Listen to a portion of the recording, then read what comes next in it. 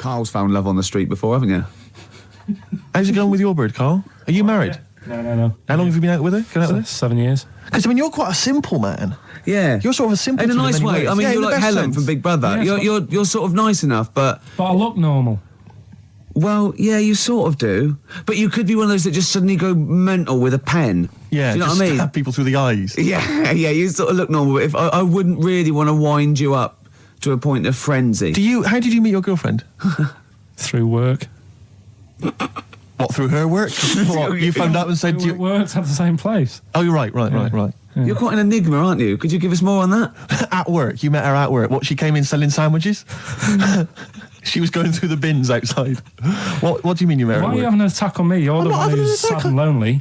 No, he's done you again. He's done you again. But what I thought was interesting was I just scratched at him and he just went mental. Yeah, no, it's like a bear caught in a trap. It's funny, isn't it? You'll never learn. Carl. No, I was just interested to find out what the story was, because it might be a really romantic story. Well, it's not.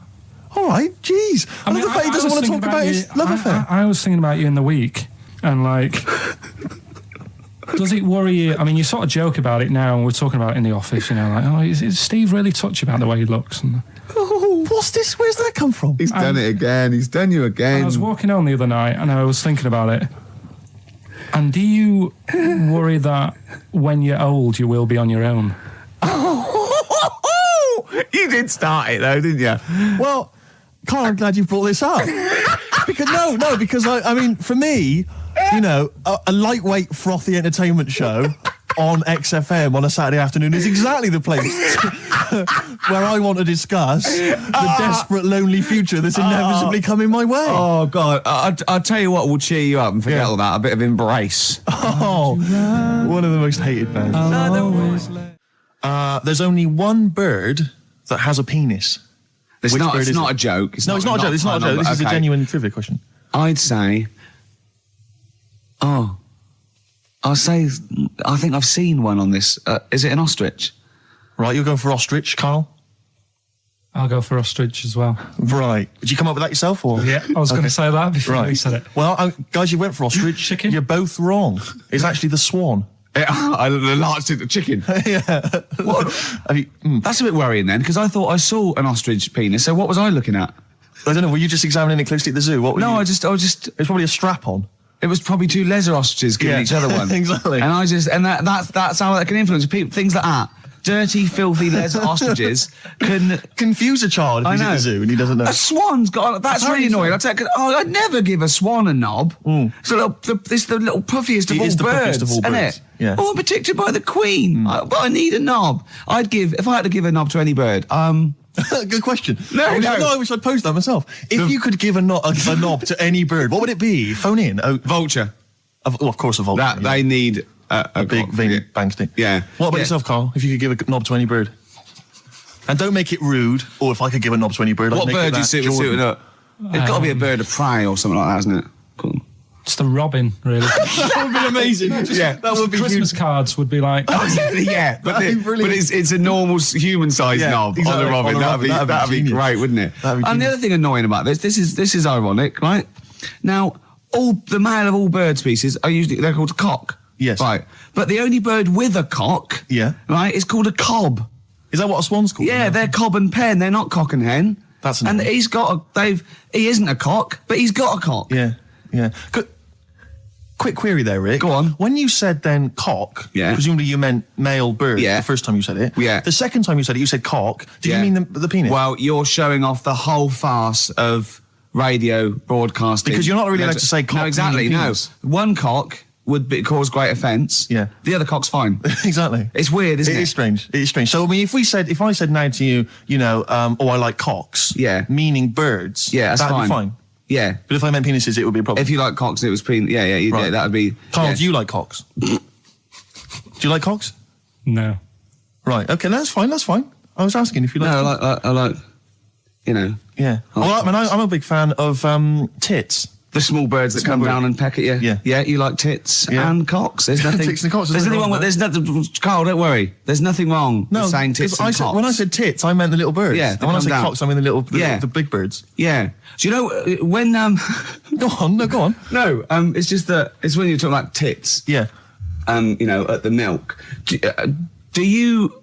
I like the fact they flutter away when they hear the milkman coming. Oh, come on. So what? What are you talking about? What are you talking about? No, when the milkman's coming, when he's walking up. Ash, and sometimes, lovely song. Got to apologise to our producer there because he was worried about. There was nothing wrong with it. It's just like saying you like watching birds in the garden. It's just that I think you're better than that. I know, it's cheap, isn't it, to say like I like tits. Yeah, I like cocks. So are we a bit more literary now? One of my favourite things is Fanny by Gaslight. Really? That's interesting. That's interesting. I'm a big fan of Moby Dick. The book, Moby Dick. Yeah, not the medical condition. There's nothing in No, it's the big horrible thing that used to swallow semen. Yeah. Now in the winter. Yeah. Steve. Go on. There's nothing I like more than to keep my hands warm in a muff. No, sure. You mean those kind of furry things that sort of classy-looking ladies? Yeah, posh ladies often put their hands.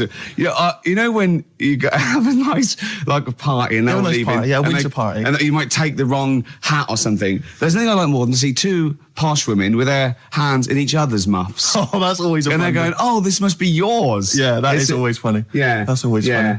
Yeah. But seriously, no, I've stopped this. You're right. I've got a degree. I just remembered that my favourite Beatles song is "Come Together." Yeah. Now we're going to stop this now, Carl, because it's childish.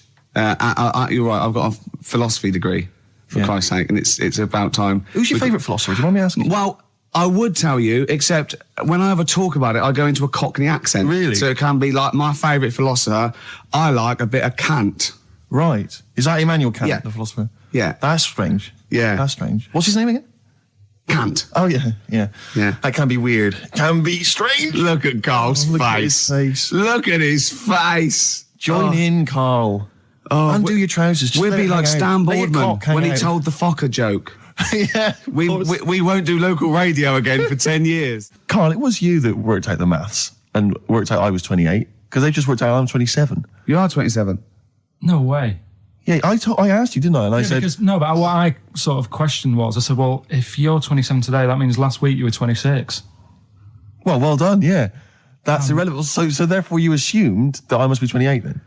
Yeah. Whereas I assumed you were using, your knowledge of maths, such as it is. I wouldn't do that. No, sure. Wow. I actually got lost in that conversation because I genuinely didn't know what he meant would mean last week you were 26. I don't know what that meant. I don't know what it meant. Wow. Well, it is Steve's birthday. But he would have been 26 last week.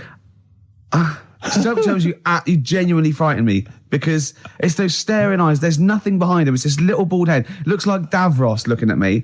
Genuine fear on his face when he enters into a conversation with another human being. What bit don't you understand? If he's 27 today, he would have been 26 last week, and he doesn't look 26. He didn't look 26 last week. He looks older than 28 today. You've started on his birthday. You're still having a go at him. Carl, I don't look like the kind of hot stud that I actually am, but face facts, that's the truth, mate. Yeah, live with it. Get with the programme, jeez. Well, let's have a little bit of cake.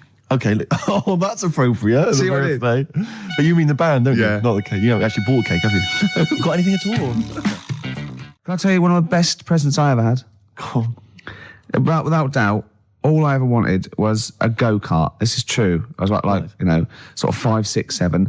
And I eventually, for Christmas, I wasn't sort of spoiled in the sense that I got pocket money, but I always got what I wanted at Christmas eventually. Because, working class mothers, they'd get it out the catalogue and pay for it for the rest of the year. So, I always got... I had, really, as many presents as anyone else. And I got this go-kart. It was a little red go-kart, and it was a pedal one. And I'd run home from school and I'd be in it and I'd get up and down the garden for hours. I had to come in from a tea and this was fantastic. And this went on for like weeks and weeks and went through the summer. The next summer, it was fantastic go-kart I'd show off. And then one day I came home and I went, it was always at the back of the shed, sort of up against the shed. And I went in, I couldn't see it. And so I went to the back door. My mum was sort of like washing up with that. And I went, where's my go-kart? I thought it hasn't been nicked. She went, your dad swapped it. Your dad swapped it? Yeah. I went, he what? And I was going to be brave. And I went, he what? She went, he swapped it for a wheelbarrow. And I could see she didn't approve of this. And she was thinking, I'm going to tell him. And then I'm going to, have this out. And I went, right. She went, it's your wheelbarrow. And I went to the back of the shed and there was this wheelbarrow he swapped it with a bloke called Jimmy Dublin, who he worked with. Jimmy Dublin? Yeah, I don't know. I think he was a respectable member of the community. He was fine. It was his live. No, I think he was an Irish gentleman, and that's why he surprised me. That's why I don't know what his real name was.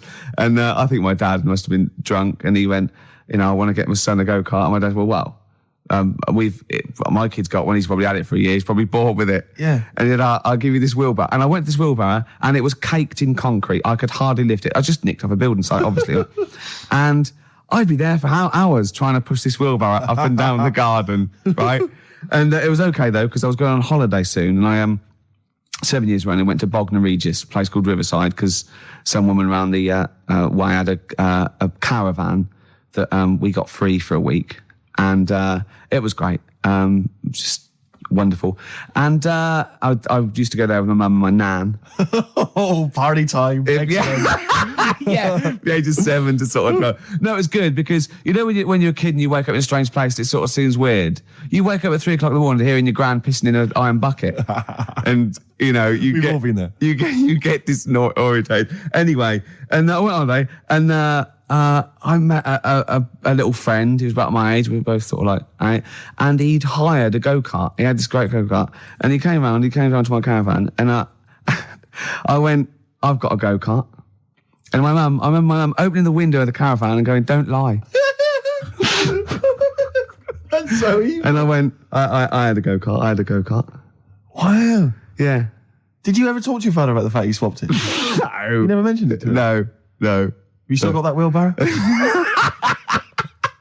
I think so. I've grown into it. Yeah. Yeah, I can nearly lift it now. Yeah. And now I'm just too old to run up and down the garden with now it. Now you get one of your several gardeners to use it all the time. Wow. Oh, dear. Like when you're born, you're a little baby, wrinkly and stuff. When you get older, you sort of morph into a baby again.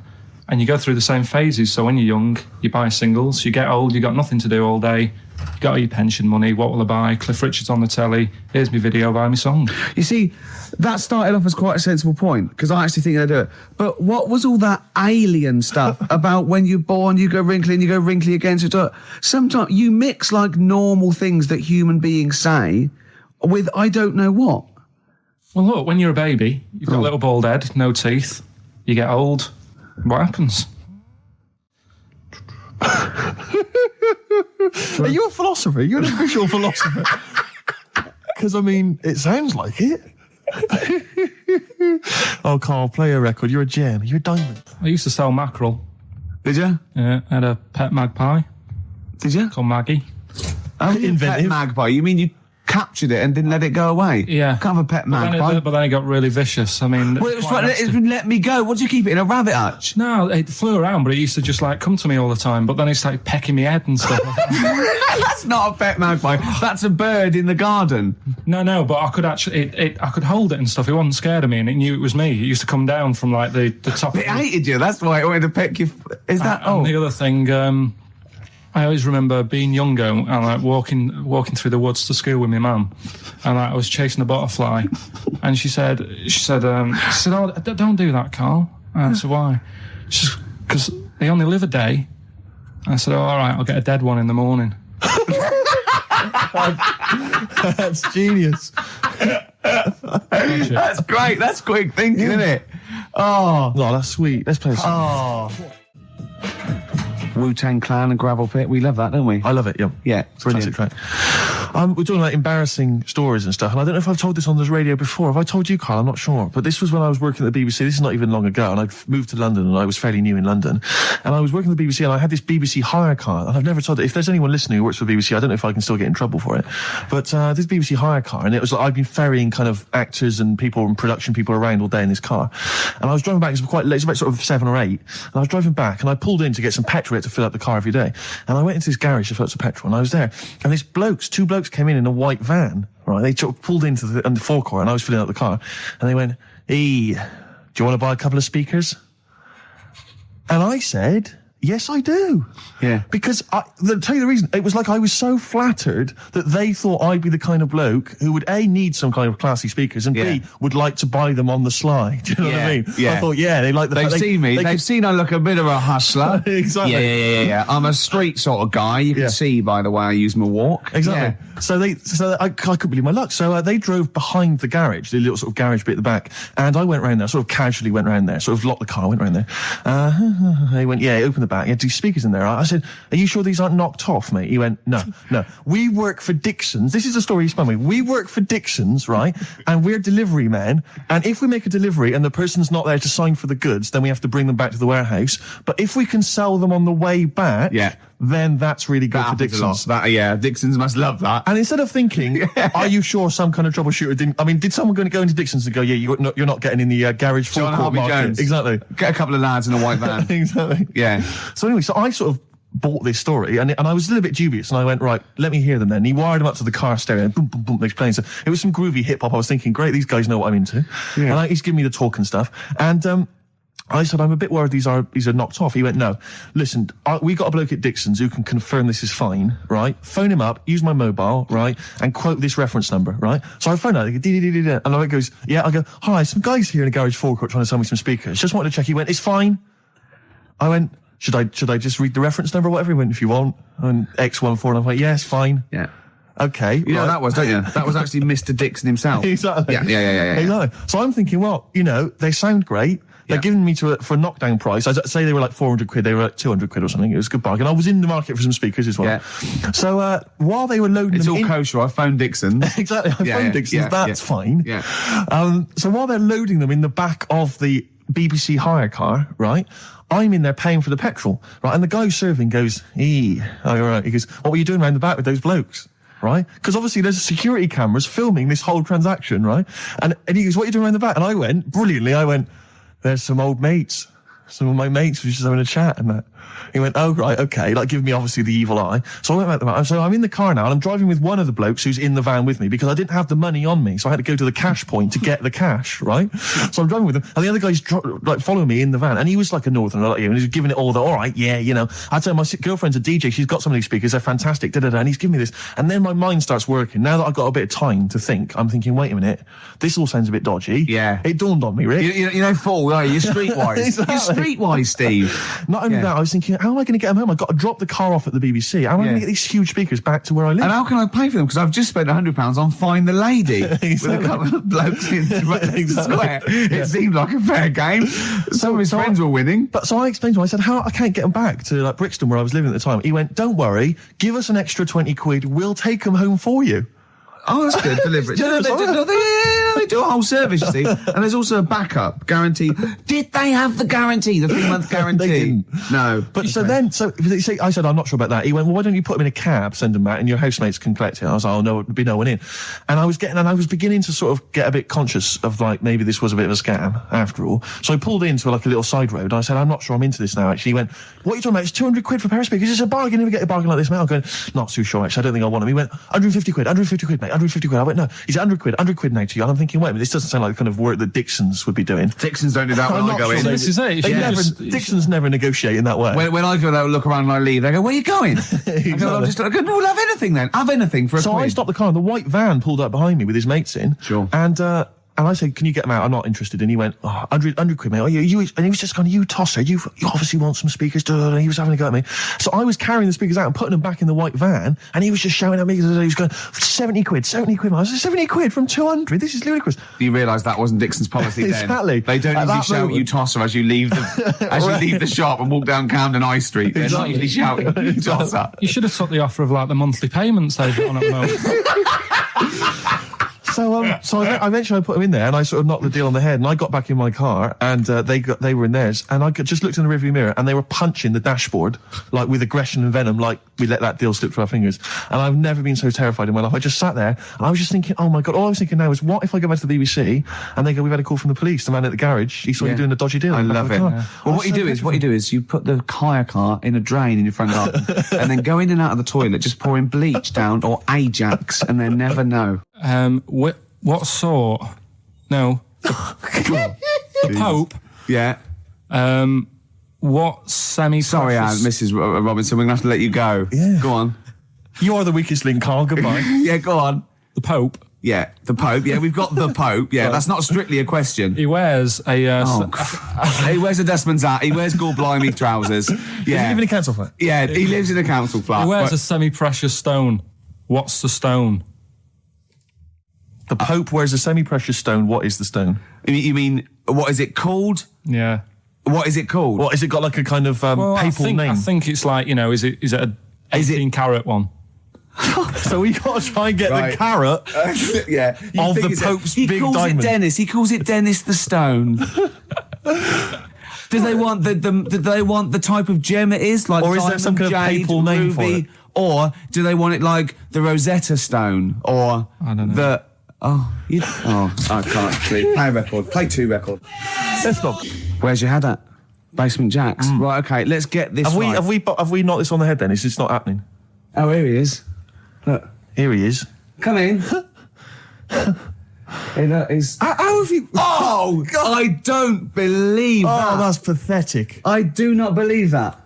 That's absolutely pathetic. Now, they won't believe this, will they? No. Right, if I say that Jonathan Ross just got his massive member out, and he is a big lad, come and sit down. I've got your tickets, Mr. Gervais. Thank you. What's going on here, then? I mean, why are you dropping off tickets? Well, because, in the spirit of the Comedy Awards, we like to have the rising young stars of the British Comedy Awards. That's right, and that's me. Well, we couldn't find any this year, so we asked Ricky whether he would sit in the rising young star seat, and I wanted to deliver the tickets personally, so there's no excuses if he doesn't turn up later. Yeah. I always suspected that you were sort of pretty well endowed. Yeah. And now we've seen, it's on webcam. That was just one of my cocks. That's the one you're wearing today. Didn't we? Don't say that. No, This is meant to be the happening young station. What's going on? No, you can't say stuff like that. You can't. Just careful what you say. Look at after Julian Clary. And he comes back in a person line. 10 years in the What happened wilderness. to you? That's Jesus you're thinking of, isn't it? Just because you're on everything at the moment. I walked in here and I came in here and I thought this is the young happening place, and what do I see in here? 3 old men sitting What are you talking about? I'm only 28, 27. You all you're wrecked. You all look wrecked. Well, that's because we're always partying. I was looking for some youngsters. Where's the youngsters? I wanted to see some tight leather pants. I wanted to see some foxy chicks hanging on you every word. What is it? It's a bunch of old blokes on a block up there washing up in a sink. But look at him. He even dresses for radio. This is ludicrous. It's amazing. Looks like you're I love the fact you were on the phone to Gervais last night, weren't you? Asking his advice. Yeah. On clothes. Look at him. He's going for the man down the DSS. I like that look. That's a nice look. Have you got a single pair of trousers that aren't elasticated at the waist? They're maternity jeans, aren't they? They've got a whole frank panel that pulls forward. The thing is, what I do at the end of the week, I can pop these in a pan and I can make a nice soup with all the food that's encrusted in them. At his years as a homeless coming to the fore there. Look at you, one step away from Lawrence Llewellyn Bowen. I'd like to be that bit closer. But why are you dropping off tickets? Are you a little bit... Because I thought you were married and stuff. Why do you suddenly got this obsession with Gervais? Because I'm a bit rough, ain't I? Yeah, it's like when you see Dale Winton out with those rough boys. I'd like to get one of my own. When a top celebrity in a lovely looking suit walks down the corridor with his penis out, yes. Yeah. I know that I'm still attractive. You've arrived. I was inaugurated in the same way. For me, it was Des O'Connor. It's the passing on of the baton, if I may use that euphemism. and you've been battened. But it's fantastic. Well, it is a pleasure. I don't think I'm complacent just because I'm mixed with you. I still wake up and think, I don't believe it. I'm mates with Jono. Can I just point out? Jono. I was listening to the show last week and I heard you, as always, revealing a little too much about yourself, if you don't mind me saying so. Yeah. Steve, not as much as you. No, but that was just for the benefit of the room. Yeah. And talking about when you used to occasionally urinate in the sink. Yeah. When you were around my house last time and I came in and you looked a bit shifty. No, please reassure me. It was more ownership. I was like, I went to my territory and then other people that come in that go, has Gervais been round here? It's like just marking my territory. Because my coffee the next morning had a hazelnut tang to it that I don't remember putting in. Can I just say something? Because I used to mention to you, Gervais, when we first started getting involved in the business. Yeah. I used to say, if there was one celebrity I'd like to be friends with, it's Jonathan Ross. Yeah. Lo and behold, Ricky's befriended Jonathan Ross. I'm nowhere to be seen. But Not invited round. Ricky told me that I could be his friend, providing I never extended the arm of friendship. Right. Yeah, if you ever... I thought as much. He tries to keep everyone else down he works with, from the office, all the other shows. He tries to keep them down. I didn't even want you to come in. I wanted to meet you on the steps. Yeah. I didn't even want to tell you you were around. But you called. He went, who's that? And he saw your name come up and he went, well, can I meet him? Well, you're all coming tonight, aren't you? This isn't Radio 2, by the way. These links are way too long. This is snappy radio. We have to play out... Yeah. You might The be kids have lost interest. But the kids want to hear Coldplay, Catatonia, You know what I like? Faithless. How about some more of that instantly forgettable hip-hop you play each week? One of those obscure hip-hop hooray. That's the worst feature on British radio. You should be ashamed of yourself. Wait a minute, I read your quiz on Radio 2. Put it away. Put it away. I'm Carl. Carl, how you doing? I'm all right. Got a question for you. Right, man. Got a question. Yeah. The Pope. Yeah. What semi-precious stone does the Pope wear? That is easy. Go on. Topaz. Is that the right answer? I don't know, I might have wrote it down. I'm really sorry, Jonathan. It's not what he publicly admits to, but I have to know because I was hanging out with him at the Groucho one night and he was saying, oh, look at this, look at that topaz, go and buy that, look at that. Vatican City. Look at that, we can make a nice ring out of that, he said. Didn't go anywhere, but thanks for asking.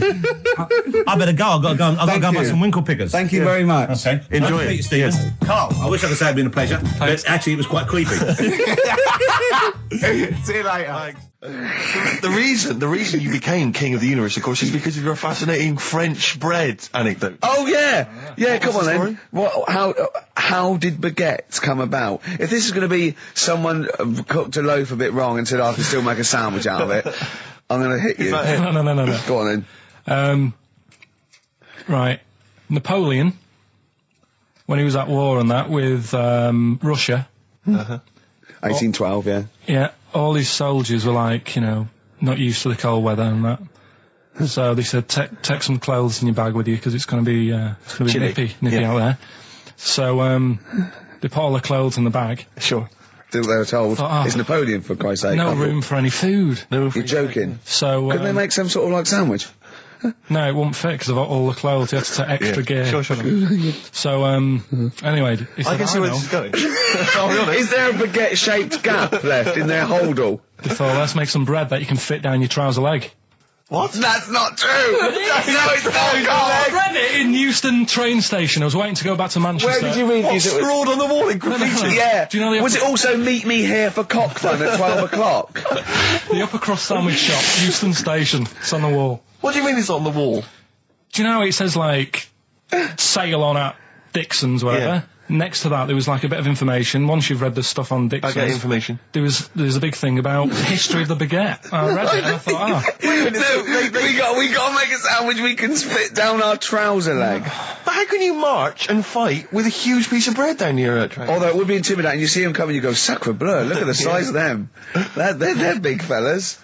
Well, blimey. I can't help but feel that could be a practical joke at your expense. Yeah. do that. Well, the Earl of Do you ever Sandwich... question anything you read? If it's printed up, is that, like, fact for you, then? Well, it's not funny. I mean, if they were trying to be funny, it's like... it's not, is it? So it's information. Have you heard us? Things sometimes want to be funny when they're not. That's exactly what happened with the sandwich. The Earl of Sandwich wanted something he could fit down his pants. And it was those triangle cut sandwiches wrapped in cling film were perfect. You might be right. You might be right. I am. Because the Cornish pasty, so they could drop it down the mines, isn't it? Is it? They wrapped it up they wrapped up like meat and vegetables in pastry, and they sort of crimped it, and it was like and they dropped it down the mine. So, yeah, that's how that came about. And bagels were originally made so that people could play hoopla, but then eat afterwards. I don't know if you're aware of that. That is true, Carl. Well, anyway. Call my bluff. Is that true? Yeah. They're all true. They're all true. Yeah. Tell your kids that when you have them. Yeah. If they're still alive in a million years. Well, it might be true. Can someone confirm that baguette fact that it was so Napoleon could stick it down his trousers? Not him, his soldiers. His men. Yeah. Fascinating information. Fascinating bread information, Carl. Radiohead. Yeah, now this is my song for the lovers. It's a beautiful track. It's Let Down off OK Computer. It's one of my favourite Radiohead tracks. It's lovely. Right, set the tape going now if you want to tape these songs. Avalanches, Frontier, Psychiatrist. Absolutely. Well, we've had lots of emails. People, obviously, we inflamed and provoked about the Cornish pasty. I've got a couple of amendments to that. The crusty bit, is actually as a handle, because obviously the miners had dirty hands, and they'd eat all the stuff in the pasty, and they'd be left with this sort of crust, and they could throw that away. Mm-hmm. Also, someone told us that at one end was an apple, so you have a little sweet as well. Little dessert. So, there you go. You noticed how, over the years we've been doing this, way back when we started XFM, no one ever contributes when we ask about the music, when we ask about hip-hop, or their, opinions on that, anything important. No. But start talking about pasties. Yeah. We've had about 5 phone calls. Yeah. And someone phoned up to confirm They used to work for Upper Crust, and basically, Carl got all excited. So it is true. Well, I don't know if it's true. I've read the same sign you did, Carl. Interestingly, there's an email here that says, which basically offers a history of the baguette, and talks about after the revolution, the government decreed that all of France must eat the same bread. And it was up to the bakers to bake this bread of equality. And then Napoleon kind of made sure it was a particular, he kind of set in. Obviously on the bread you can eat anything you find in the garden, frogs, snails, bits of horse, But squid. the interesting thing is, Rick, that there's no mention of sticking it down your trousers whilst going to war. The French have tried to keep that secret for over 100 years, It was only Steve. the upper crust people. Nearly 200 years, that is a top secret. Somehow Euston Station upper crust got hold of a document, left behind in an old sea chest, possibly Napoleon's, could have been Josephine's. Unfortunately, jotted it down. He's kicking himself now. Oh, Secretary, I cannot believe I left a note. If he talked like that. He did. He did that, yeah, he talked English, but in a very funny French accent. Do you remember, there was one thing that, talking about funny French accents, you remember Allo Allo? Yeah. Remember, it was on about 5 o'clock in the afternoon, but they still meant, because it was a funny Frenchman, it was that English guy who was posing as a French police officer. It's very complicated. He would often walk by, and I remember there was one where he said, I was pissing by the door when I heard a shit. Oh yeah. Now that's passing by the door. I'm allowed to say passing that. by the door when I heard a shot. That's what he's saying. I'm allowed to say that at 2 o'clock because I'm just saying I'm talking in a French accent. Yeah. I was pissing by the door when I heard a shit. Yeah. That's fine. Yeah. Because I'm speaking French, Carl. Do you know what I mean? That's the rule. Do you know why people tink the glasses before they have a drink? Why they tink? The verb to tink. I do know that, Carl. Is it about poison? It is. Here we are. What, would it make a different noise? Nope. Brilliant. Go on, explain Why? it. You explain it, Steve. No, don't Steve. You explain it, Carl. Go on. Oh, I've started, so I'll finish. Go on, Carl. Explain why they tink the glasses. Ages ago, Yeah. only people with money had drinking or something. That's like one of my film reviews. Years ago. Welcome to History Now. Now, ages ago, only people with money had drinking or something. Keep going, Carl. Keep going. Like spirit and stuff. So they'd it's like businessmen. It's easy for you to say. This is getting to be cruel, isn't it? This is amazing. Yeah, go on. Why did you open your mouth, Carl? What were you hoping was the best that could happen? Because you were trying to make me look stupid before with the planet, so I'm not. Whereas you know. Yeah, go on, no, come on. Businessmen with money have got to drink and ching. Okay, so then we'll drink. So they'd nip round to have a chat about whatever they're earning money with. And they'd say, right, do you want a drink then? And they'd go, oh yeah, that'd be alright.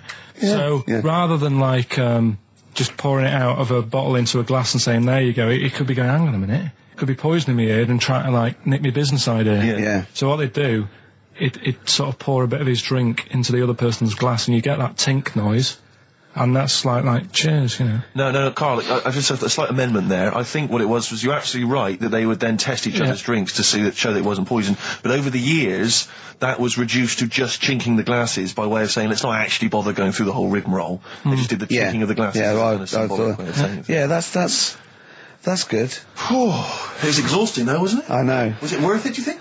Well, I like that, because people carry that with them now. When they do that, they'll think, oh, that bloke's definitely not trying to poison me. Yeah. So the horrible thing is that now, when I do the glasses, I can laugh and go, they don't know I've poisoned them. Exactly. You should always do the pouring back and forth. It's a shortcut, it's a slippery slope. You know, just be careful.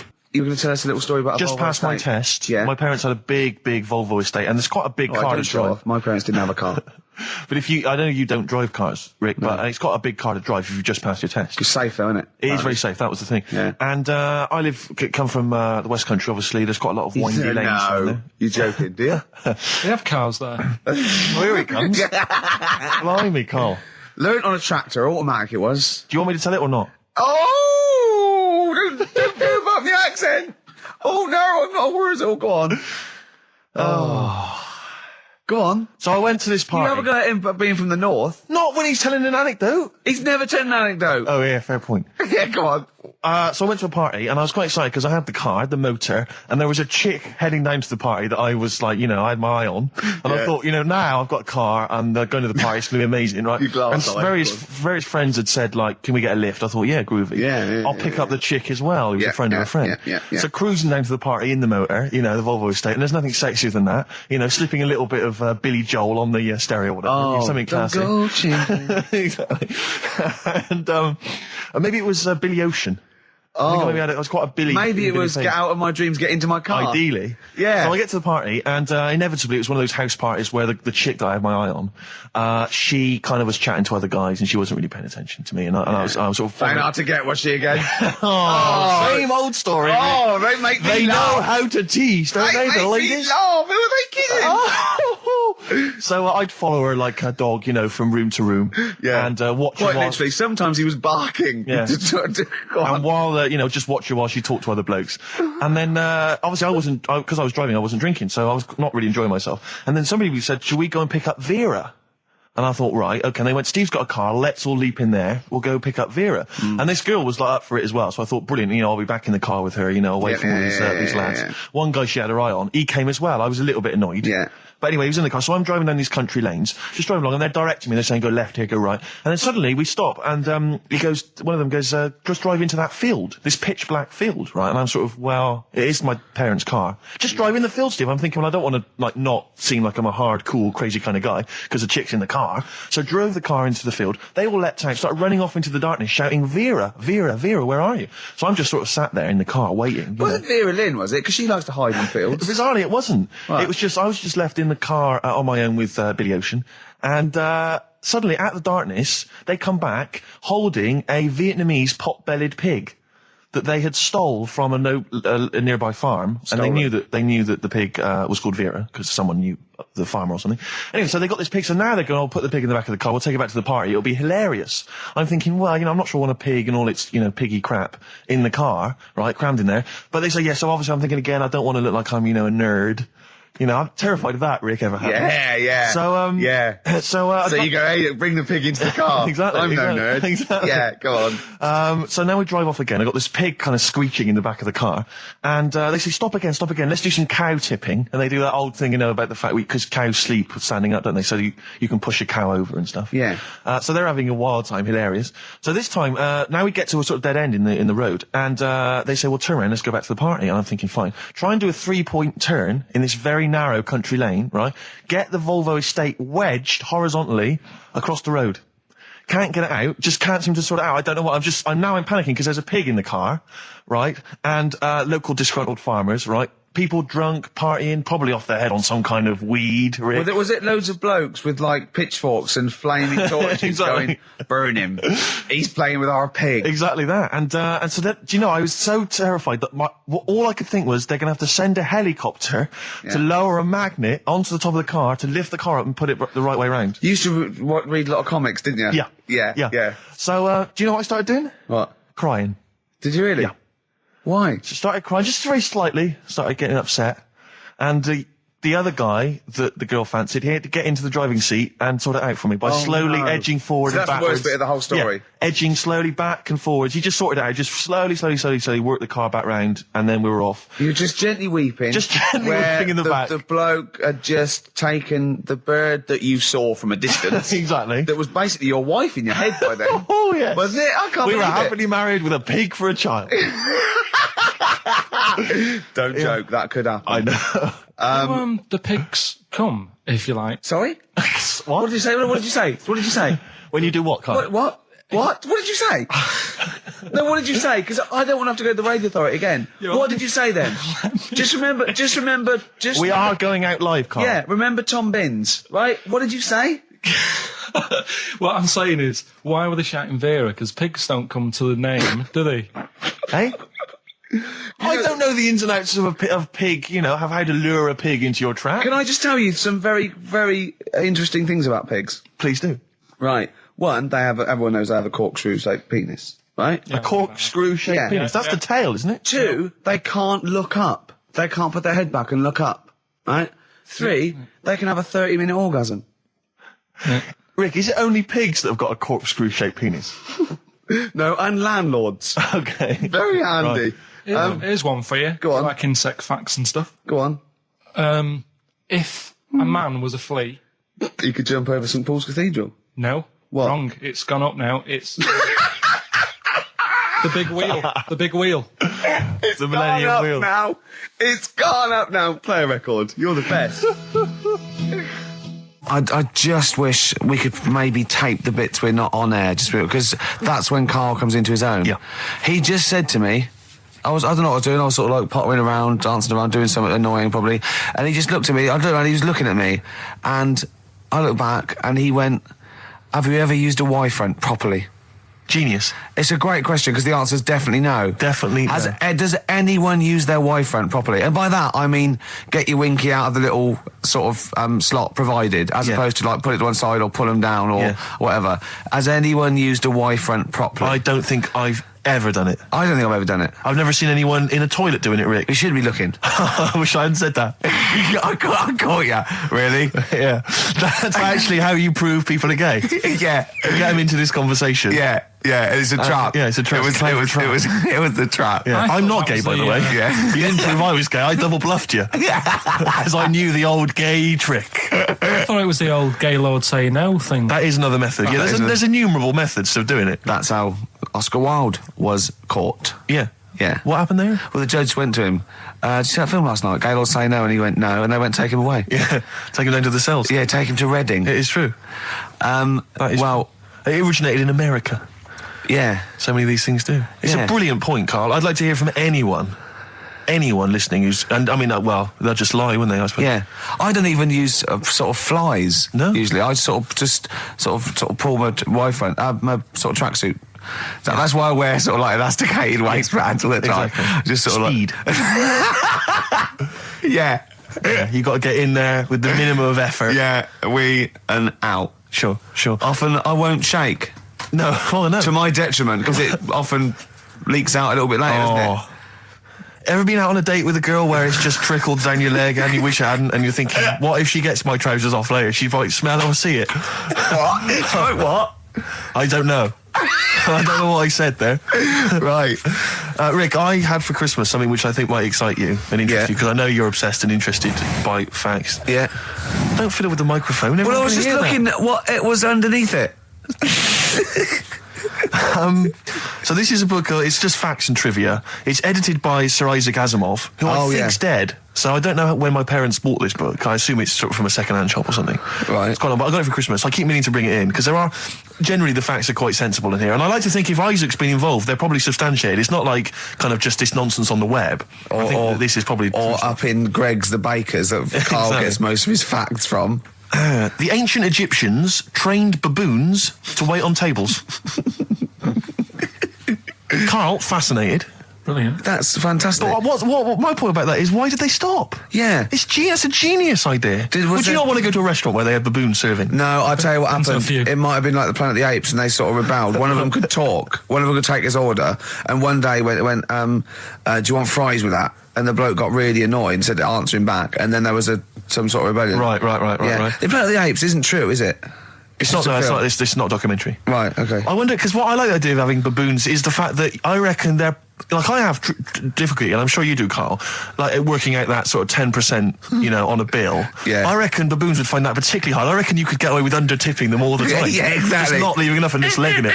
Exactly. They go away and you go, sucker. Yeah, exactly. So I'd love to see some baboon restaurants. If there's any restaurateurs out there, so Terence Conran or someone. If you do go to a restaurant and you've been waiting on those, please don't order the banana daiquiri, because it comes half-eaten. They can't help their little selves. They really can't.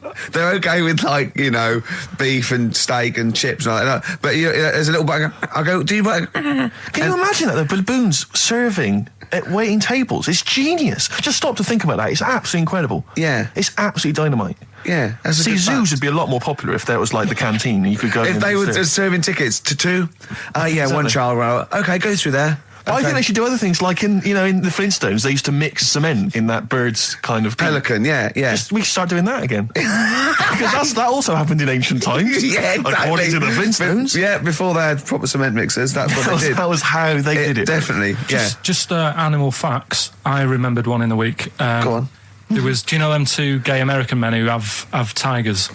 Okay, the two gay ones, yeah. Go on. Two possibly gay guys. Yeah, let's not worry about libel law anymore then. If you shave a tiger's head... Whoa. Right, okay. You've got to treat that sentence with a lot more reverence than you did. Think what you're saying. If you shave a tiger's head... Not just his head, its whole body. Sorry. Sorry, yeah. So I thought you were getting weird. Go on then, if you shave a tiger, yeah, go on. It's still stripy underneath. The skin's... Is it like rock? It goes all the way through. Yeah, that's amazing. Where did you hear that one? I remembered that. Like, I was that a drunk just shouting it in the street? I shaved a tiger and it's still stripy. Get out of here. Yeah. Well, you know a polar bear? Polar bear's skin is actually black, and its fur is transparent, not white, and it gives the illusion. So it gets all the radiation possible from the sun, but it's still camouflaged. I didn't understand that, Rick. Sorry, you lost me. If its skin's black, a polar bear's skin is black, and its fur is translucent, and its fur is translucent. So why is it white when we? Well, it's just because the light hits it and the sun reflects off. Yeah, and it makes it look white. Yeah, so if you look at each individual hair, it's actually translucent. So at night it would be black. Well, everything is. Is it? Yeah. Oh, not bright stuff, Rick. You've embarrassed yourself. Play a record. But I was in the cinema. This was not long ago, and I went to see that. This was, I think I was off to see that film, Crouching Tiger, Hidden Dragon, or whatever it's called. Do you know well, they could be on the phone for that because there's subtitles. So it's not going to ruin it, is it? Yeah, it wasn't her. I was sat next to another woman. She was crunching, a big fat woman. No, but he's got a good point there. Loads of people could be on the phone in there, and it wouldn't sort of niggle you. Fine. Well, at least we've cleared that. Imagine if that was true. No, because it's like when you go on the tube and read a paper. There's loads of noise, but you can still concentrate, can't you? He's got you. Do you know That's such a great point, isn't it? Right, yeah, because it's so easy to lose yourself in that magic realism world, with all the sound effects and music and surging, exciting noise, and there's a woman clattering on going, yeah, well, I'll probably meet you later, Stange. Should we get some Diamond White in and around by the park? Yeah. Switch off. I do it. Yeah, but we know what you're like, Carl. Yeah, you can switch off, Carl. It's like you can turn your ears off. That's the skill you have. It's not the ears, it's the behind the ears. Yeah. It's the process between the ears and the brain that you can switch off. So we can still hear all these things like a cat. But I was in the room, there was this woman sat next to me, she was a big fat one, she was crunching on some popcorn. Again, that's a crime. Why they're selling popcorn in cinemas? I don't understand why the noisiest... regularly. Why the noisiest food in a cinema? Yeah. I don't understand why that's come about. Yeah. Really makes me angry. Yeah. Exactly right. Smoothies. We want smoothies without straws. Exactly. The trailer for that film AI, Artificial Intelligence, came on. Do you remember that? And the tagline was, David is 11 years old. He weighs 60 pounds. He's 4'6" tall. He has brown hair. His love is real, but he is not. Oh, yeah. And she just went, how old was he again? To her boyfriend. Right? Just ruined everything. War film trailer comes on for some Pearl Harbor or something. She goes, yeah, I don't fancy that. Just announcing this, don't fancy that. Too many war films. So then the trailer, then the opening credit comes on for Crouching Tiger. And before that, that thing that comes up that says it's signed by the BBFC and it has the kind of certificate and everything, and that certificate to say what age you have to be to see it. That came up, and it said Crouching Tiger, Hidden Dragon, in brackets subtitles. She went, it's not subtitled, is it? I thought this was the most famous foreign film for years. It won Oscars. It was a huge film. Everyone knew it was foreign. She goes, it went, and so the credits begin. It says Crouching Tiger, Hidden Dragon. She went, stupid name for a film. What? She paid to see it. She was with her boyfriend. So then it starts, right? And obviously it's in Japanese or Mandarin or something. She's like, yeah, and they're all talking in Japanese. Japanese or Mandarin. Whatever it is. So they're speaking in this, Japanese language, Oriental language. And she's going, don't they sound stupid? Don't they sound stupid? She was going, and then the subtitles come up, and it's quite a weird kind of strange language they're talking. And she was going, can't make the subtitles out either. It's both gobbledygook. Just wittering on every step of the film. I totally agree with you, but what I like in your telling of it, I know you're getting quite emotional. I'm genuinely livid. But she went Mandarin or Japanese, some Oriental language. And well, I don't know what else. It's a strange language. It's a strange language. Well, anyway. Oh, dear. So then I moved. I climbed over several seats, made a big huff of, make a big show of moving. Yeah. Sat next to a guy on the phone, just chatting on the phone. Oh, I'd have gone mental at that. So now I hate that film. I didn't enjoy it. I don't like seeing it. I don't want to even think of it. It's subtitles, isn't it? Well, rubbish. That's why I get videos.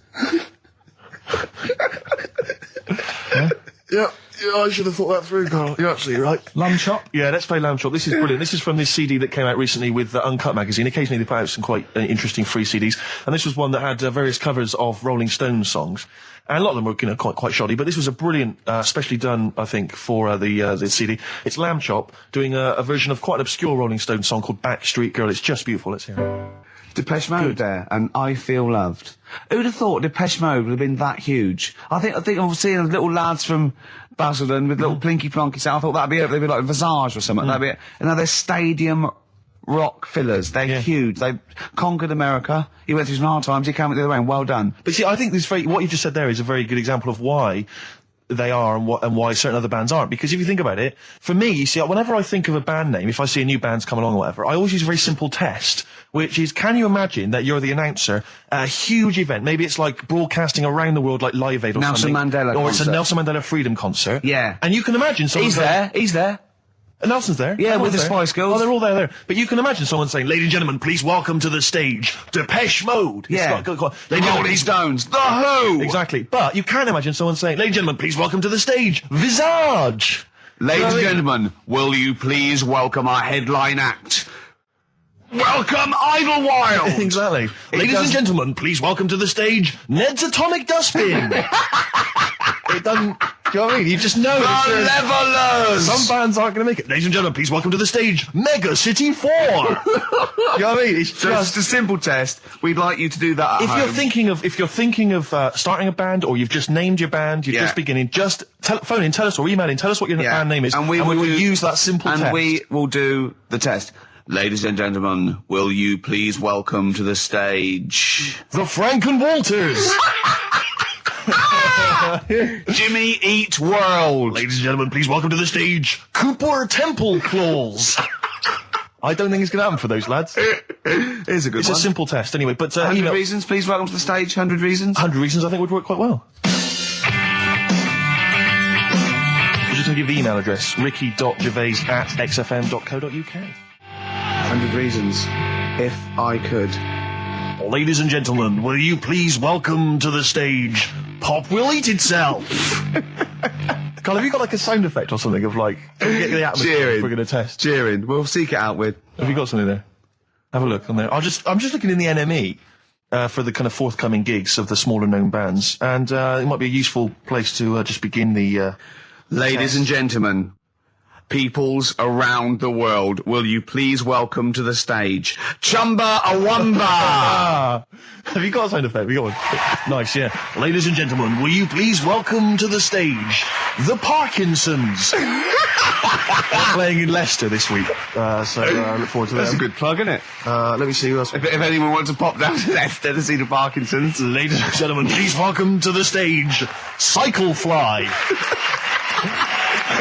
Okay. Oh, there's a genuine one here. This is someone, Simon's emailed, and he says, will you just test this name for us? Okay, Carl, if you can, there you go. Ladies and gentlemen, will you please welcome to the stage, Coach. Not utterly convinced. No. It's not too bad. It's not too I'm bad. worried about the sound effect. We start to sound like Chris Moyles or something. When we play a sound He's a top broadcaster. Everyone loves him. Losing weight as well. He is hilarious. Funny man. Just there's one more coming here. I'll just check this one. Ladies and gentlemen, will you please welcome, this is Chris Oxford, ladies and gentlemen, please welcome, Meanwhile Back in Communist Russia.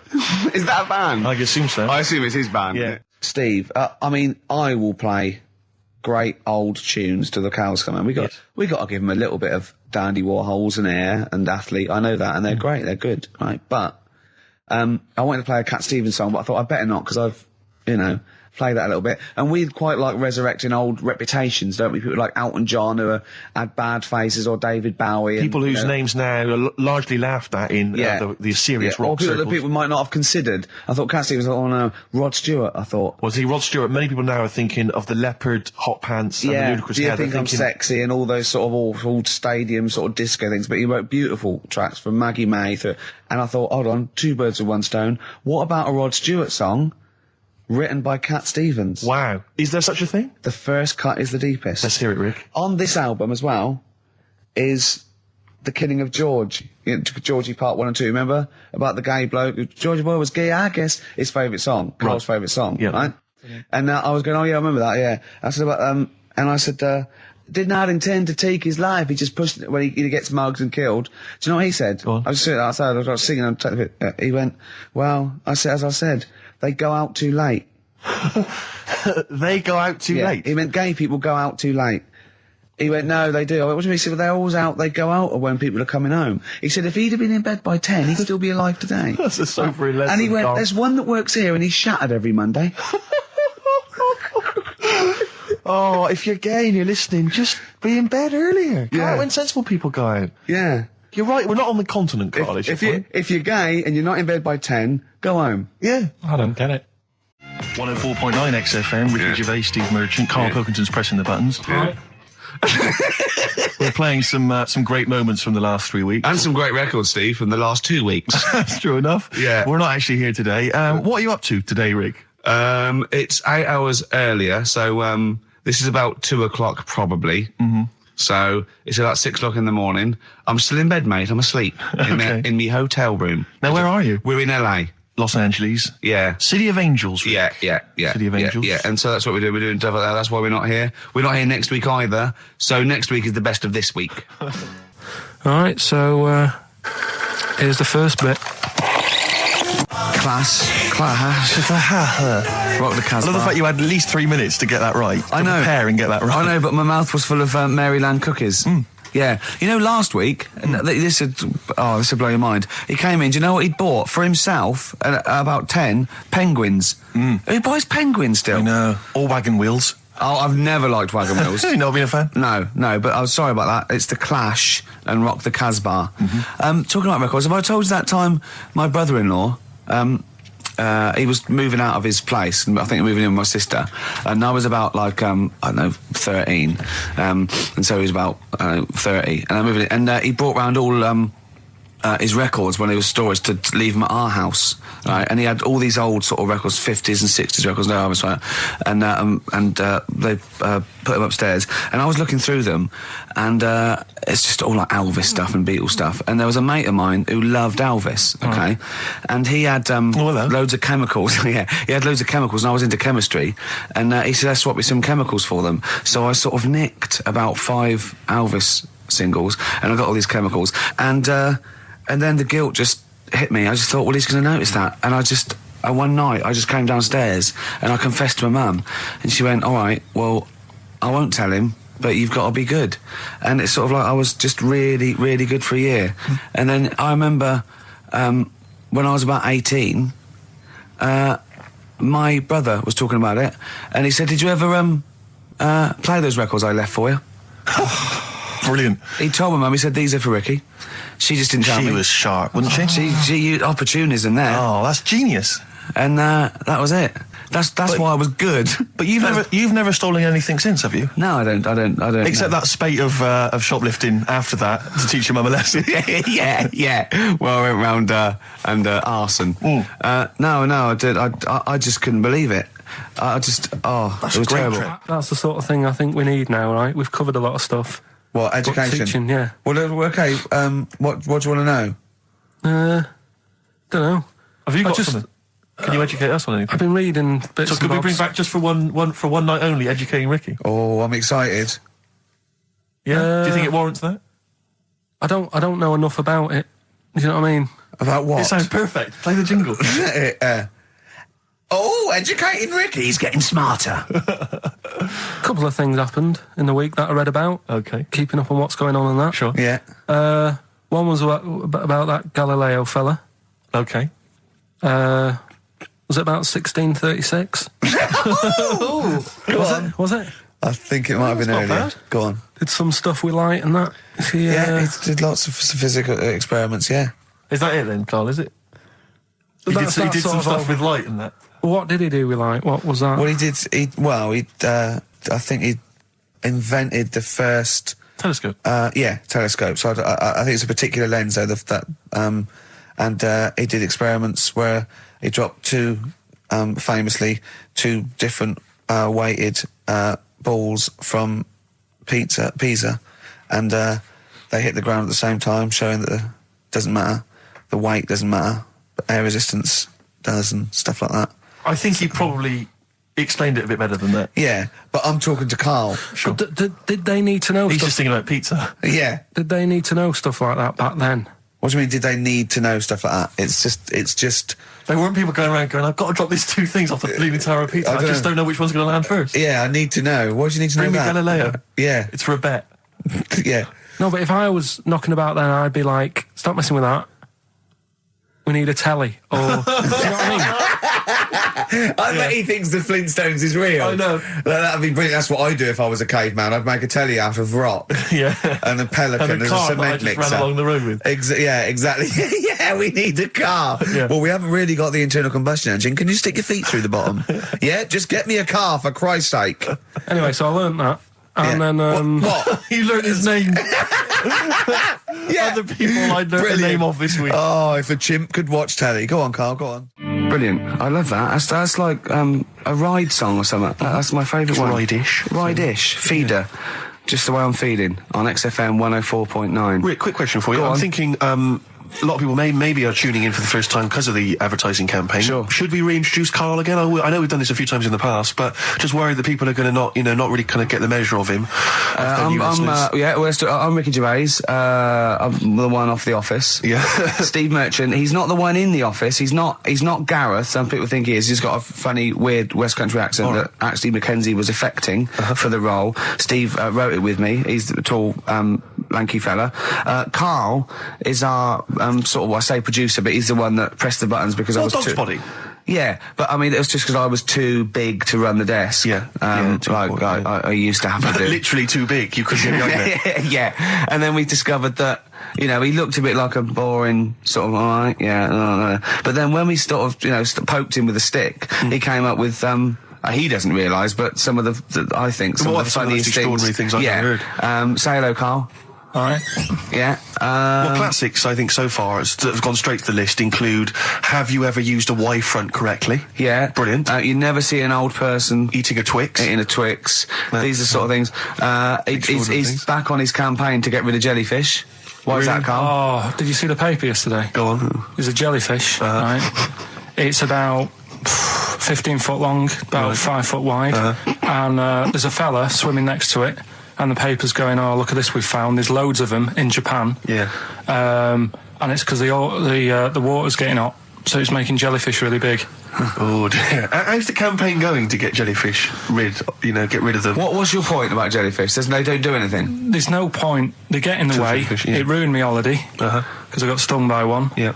But you think the same thing about Liverpudlians, and we can't just go around, wiping out things that ruin your let's holiday. do the jellyfish first. And then we'll move on to the Scousers. Yeah. But yeah, I don't know what they do, and I'm trying to look on the internet. I've been busy this week. You're jellyfish now, not Scousers. Yeah. I don't know what they do either. To sort of try and work out what would happen with the sea if it didn't work, because they say like if there's Whoa. See, this is what we're talking about. People who listen for the first time, they've got to listen to every word you say. You want to find out what would happen with the sea if it didn't work? If jellyfish weren't in there, do you know what I mean? Because stuff like coral, apparently the sea would be in a right state if you didn't have any coral in it. Fish, do you know what I mean? I always worry about how many fish we're sort of eating. Because you go past... Sorry? No, do you know, like, you go in Marks and Spencer's or Selfridges... There's loads of fish in there. And there's really fancy stuff that you think they've killed that, and it looks good on the counter, pretty impressive. Yeah. But is anyone going to buy it? Yeah. Do you know what I mean? It's a big, like, a shark sat in ice. Yeah. And you go, yeah, they've got like, a lot of fish... For sure you won't go around the Tate Gallery. Do you know what I mean? I've never seen a big shark sat in ice in Selfridges. They do it. And it's like, you go in the morning and you can go back at night and the same shark sat there. Yeah. And it's... So you know it's the same shark, do you? It's the same one. So what, same face? Are you sure he just hasn't lost his mum? And he's just like, he went shopping with her Christmas shopping and he's just like, he's stranded, he doesn't know where, he's just waiting. You know I'm right. I've never seen a shark in Selfridges. Well, all right, then say maybe that's one day a week, but on other days they'll have like... Shark Monday. I think, Selfridges. Today at Selfridges is Shark Monday. Yeah. No, it's just that... So your point is that there's all these fish not being eaten. Yeah. So and they're being killed. They've taken them out of the sea, no one's eating them. And you're worried, that the sea's going to rise because the more things you take out? Well, we're just going to run out. Because the fish drink it, don't they? And that keeps the water level down. Yeah. No, well, you know what I mean? There's stuff that worries me. You're worried that... Was it you who said that you were worried that... Because, there's sponge in the sea. Yeah. But if they took it all away, No. Was it? Is that him? That's a Stephen Wright joke. Is that Stephen Wright? What was the joke? Sponges grow in the sea. That kills me. How deep would it be if they didn't? I love the fact that he confused you with Stephen Wright, who for a living purposely says ridiculous things. Yeah. Does that worry you, Carl? Well, think about that and play a record. What do you want? I'd love to. A classic, a beautiful song by Simon & Garfunkel, April Comes She Will. Now, you weren't speaking to Suzanne last week at this time because you said she had a haircut, probably quite an expensive haircut. She's a lady in media. She's got to look good. She probably doesn't go to the barber like you or just shave it at home. She probably spent quite a little bit of money on it. She came home. She thought, well, my sweetheart, my lover, my sweetheart, you know what I mean? The man in my life is gonna love this. Well, he adores everything about me. He's gonna love my hair. She walked in. Hello, Carl. All right. You look like Dave Hill from Slade. Is what Hugh said to the poor woman. And then talked about it on air. She was furious about that. So what did you do? Carl? She did listen, yeah. She wasn't happy. And she heard you slagging her hair off? Yeah. She, well, what so this is probably annoying her now. Well, no, it doesn't matter. We can do a lot today because she's at work. So, and of course, no one's going to tell her. Let's have a chat about a fat arse, shall we? Straight hold on. Oh dear. You are in so much trouble. That's look, he's realised he is a little bit worried. Oh, didn't you go and buy her a coat or something? Took her out on Sunday and treated her to a new coat and that. Yeah. But I offered, I said as well, I said I'd pay to have it done again. Oh no, Carl, you have. Oh God. Oh my Christ. So she listened to the show. What did she say? You got home, she'd heard you slagging her hair off. Imagine that. He thinks that's a good thing. We've won the pools. Brilliant. What are we doing? Well, you can have facial surgery now, love. It's sort of like, it's just, Christ. You offered to have it done again. Unbelievable. Yeah. But I got home and she's like, being moody with me, right? Yeah. You thought something's wrong, she must have listened to the show when I was slagging off her hair. Well, his first thought was she's probably looked at herself in the mirror. She agrees with me. Yeah, that barber's been round again. Yeah. And she just said, that wasn't very nice of you, was it? Oh. So I just said, hang on a minute. I said, that's what we do on the show. When I'm slagging off, Chinese people looking old or whatever, I said, you never interfere. Sure. I love the fact. She's got to get her priorities right. I love the fact that she's in the same queue as a billion people you've never met. Yeah. That's fantastic. She's in the same queue. Well, you didn't complain when I was slagging off. Carl, I don't think Carl has ever admitted he might be in the wrong. Ever. Certainly not to your eye. So did you admit... That is so true. Isn't it? That is so true. He's never admitted that he might be in the wrong. So did you, in this instance, agree that maybe you'd overstepped the mark? No, I just said she took it badly. Do you know what I mean? It's only a haircut. Yeah. Yep. Well, Steve, you haven't seen it, so you can't start interfering on this one. No, okay. No, I haven't seen it, but I very much doubt she looks like Dave Hill from Slade, who, if I'm unless I'm mistaken, used to cut his hair with garden shears blindfolded. Well. So, you know what I mean? And did her teeth stick out when she started speaking with a Brummie accent as well? I've got used to it now anyway. So, and so did you bought? So at some point you came crawling back and you said, "Do you want me to buy you a coat?" I just said, "Let's leave that. Let's go out and have a good weekend." Sure, but get your hat before we go. And treated her to a new coat, and that it's a nice coat, so people will look at that rather than looking at the head. So does it do flash? It's got obscenities across the back. If anyone who knows Carl's girlfriend is listening, tell her. And maybe you're a work colleague and you're listening to the show. Because I think this is terrible. Get her to phone him now. Get her to phone him now. I mean, forget her phone on the XFM number. What's the fat ass complaint line? Because you are in deep shite. XFM 104.9 of a Saturday. Ricky Gervais with me, Steve Merchant. Hello there. But we're not here. No, we're away. So this is the best of, and I hope you're enjoying it. We certainly are. Made famous, of course, by Jimi Hendrix. Yeah. That's All Along the Watchtower, as originally done by Mr. Bob Dylan. On XFM 104.9. So, Carl, just take us through the moment where you gave this gift. Firstly, you went into Boots, right? You thought, all right, 100 condoms. Brilliant. Okay. Did you wrap it up? I don't know if it was 100, probably 80. Right, okay. Yeah. Right. You don't want to go mad, do you? wrap them up. I'm just resting easy knowing that he's not trying to breed. Right? No. Yeah. So I got her them. I got her Grease on DVD because she's always watching that. Yeah. Right? Yeah. So just think of when her mum said, what did Carl get you? Some condoms and grease. I was just, I'm glad he said on DVD. And, she was surprised anyway, right? Because I bet she was. no, when she got she was thinking like jewellery. no, right? That showed her. That surprised you, hasn't it? All right. So hang on, wait a minute. You thought it was a holiday, didn't you? Yeah. Look at your face. You don't know me at all. So hang on. So did you give these on Christmas Day? Right. What happened is she got in from work that Saturday, right? And I said, look under the tree. Knackered. At least it's Christmas. Yeah. At least I'm going to get a little bit. I said, look, you got some stuff under the tree, right?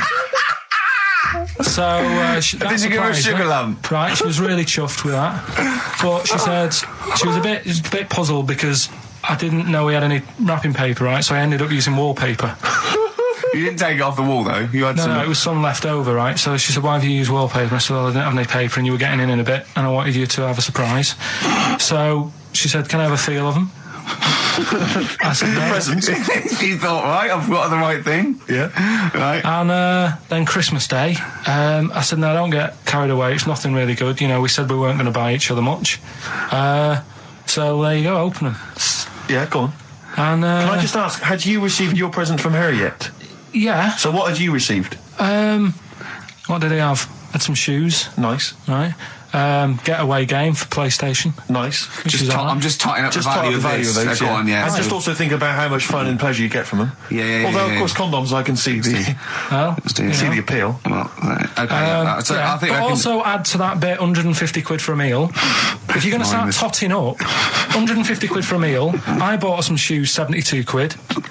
Yeah, that was after the event, though. Doesn't matter. All right, so you received these, dare I say it, thoughtful and nice gifts. You handed over the box of condoms. They were wrapped up. She unwrapped them. Yeah. Go on, take us through it. Walk us through it. Well, it's not something you play with on Christmas morning. Oh God! Oh, right. But when she opened them, what did she say?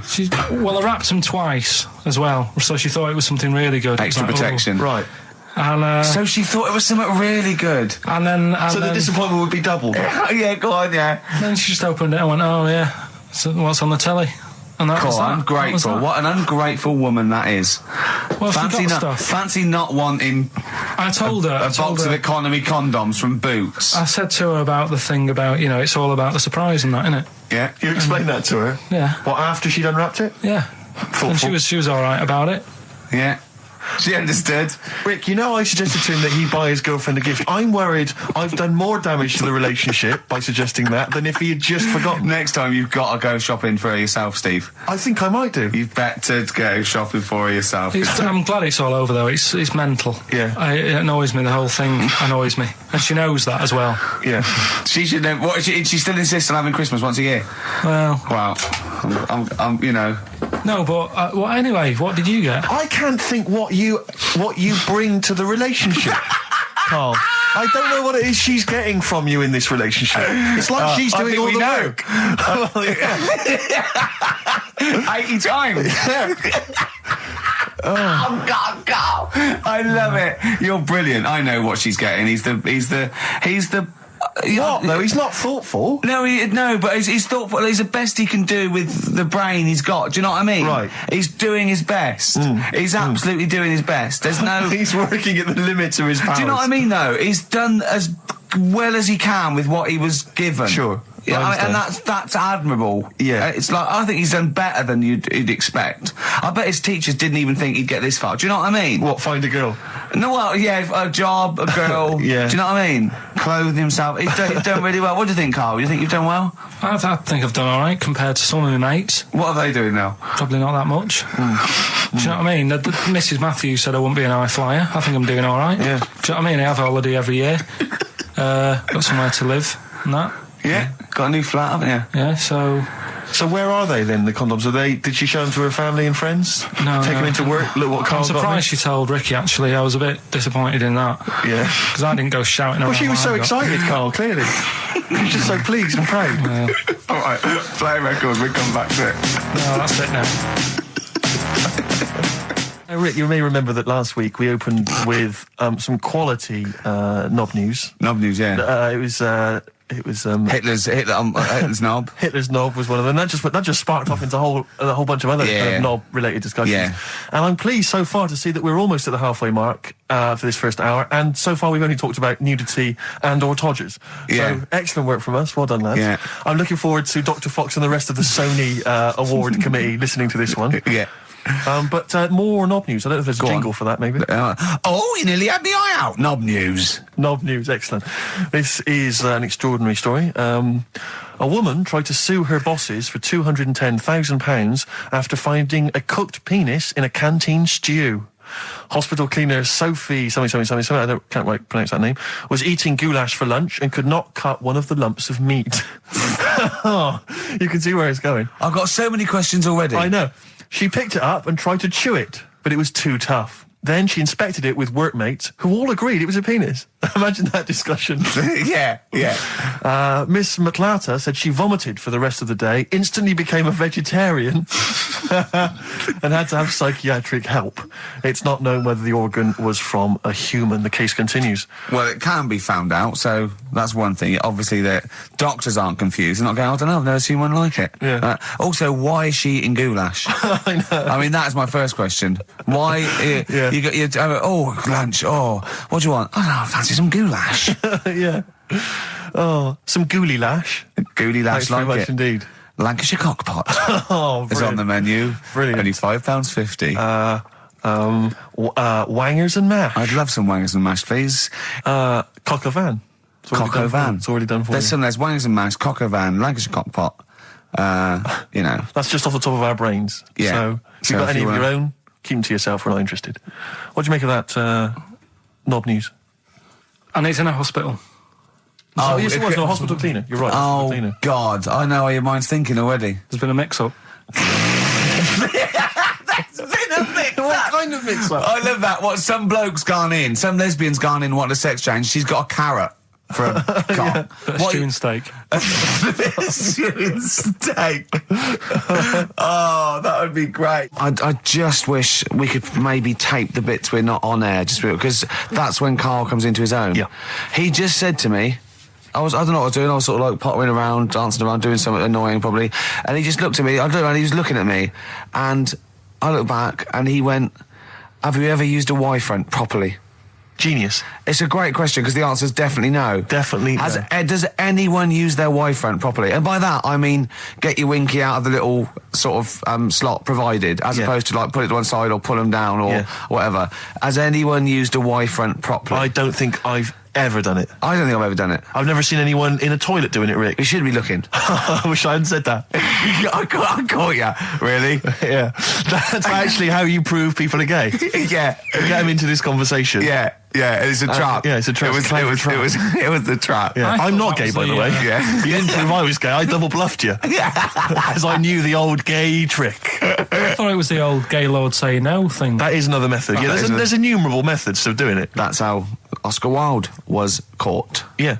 Yeah. What happened there? Well, the judge went to him, did you see that film last night? Gaylord Say No, and he went no, and they went take him away. Yeah. Take him down to the cells. Yeah, take him to Reading. It is true. Well, it originated in America. yeah. So many of these things do. It's a brilliant point, Carl. I'd like to hear from anyone listening who's, and I mean, well, they'll just lie, wouldn't they? I suppose. Yeah, I don't even use sort of flies. No? Usually, I sort of pull my Y-front, my sort of tracksuit. So that's why I wear sort of like elasticated waistbands all the time. Exactly. Just sort Speed. of like, yeah. You got to get in there with the minimum of effort. Yeah, we and out. Sure. Often I won't shake. No, no. To my detriment, because it often leaks out a little bit later, doesn't it? Ever been out on a date with a girl where it's just trickled down your leg and you wish it hadn't, and you're thinking, what if she gets my trousers off later? She might smell or see it. What? What? I don't know. I don't know what I said there. Right. Darkness growing on me. Love that. Love the darkness.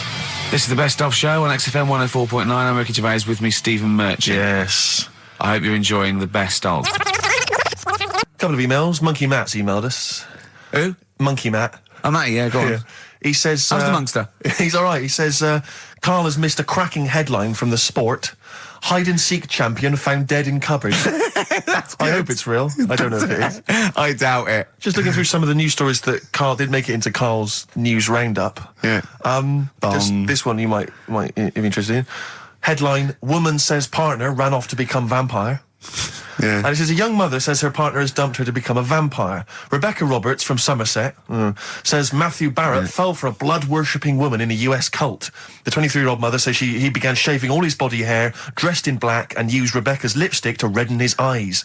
Rebecca caught him performing weird blood rituals in front of his computer at night, cutting himself to prove commitment. She said, I thought it was just a hobby. Everyone's got a right to one. I was pleased he'd found an interest. Brilliant. This is apparently from The Sun. Apparently he's left. He's gone to America. He's living in this Ohio-based cult.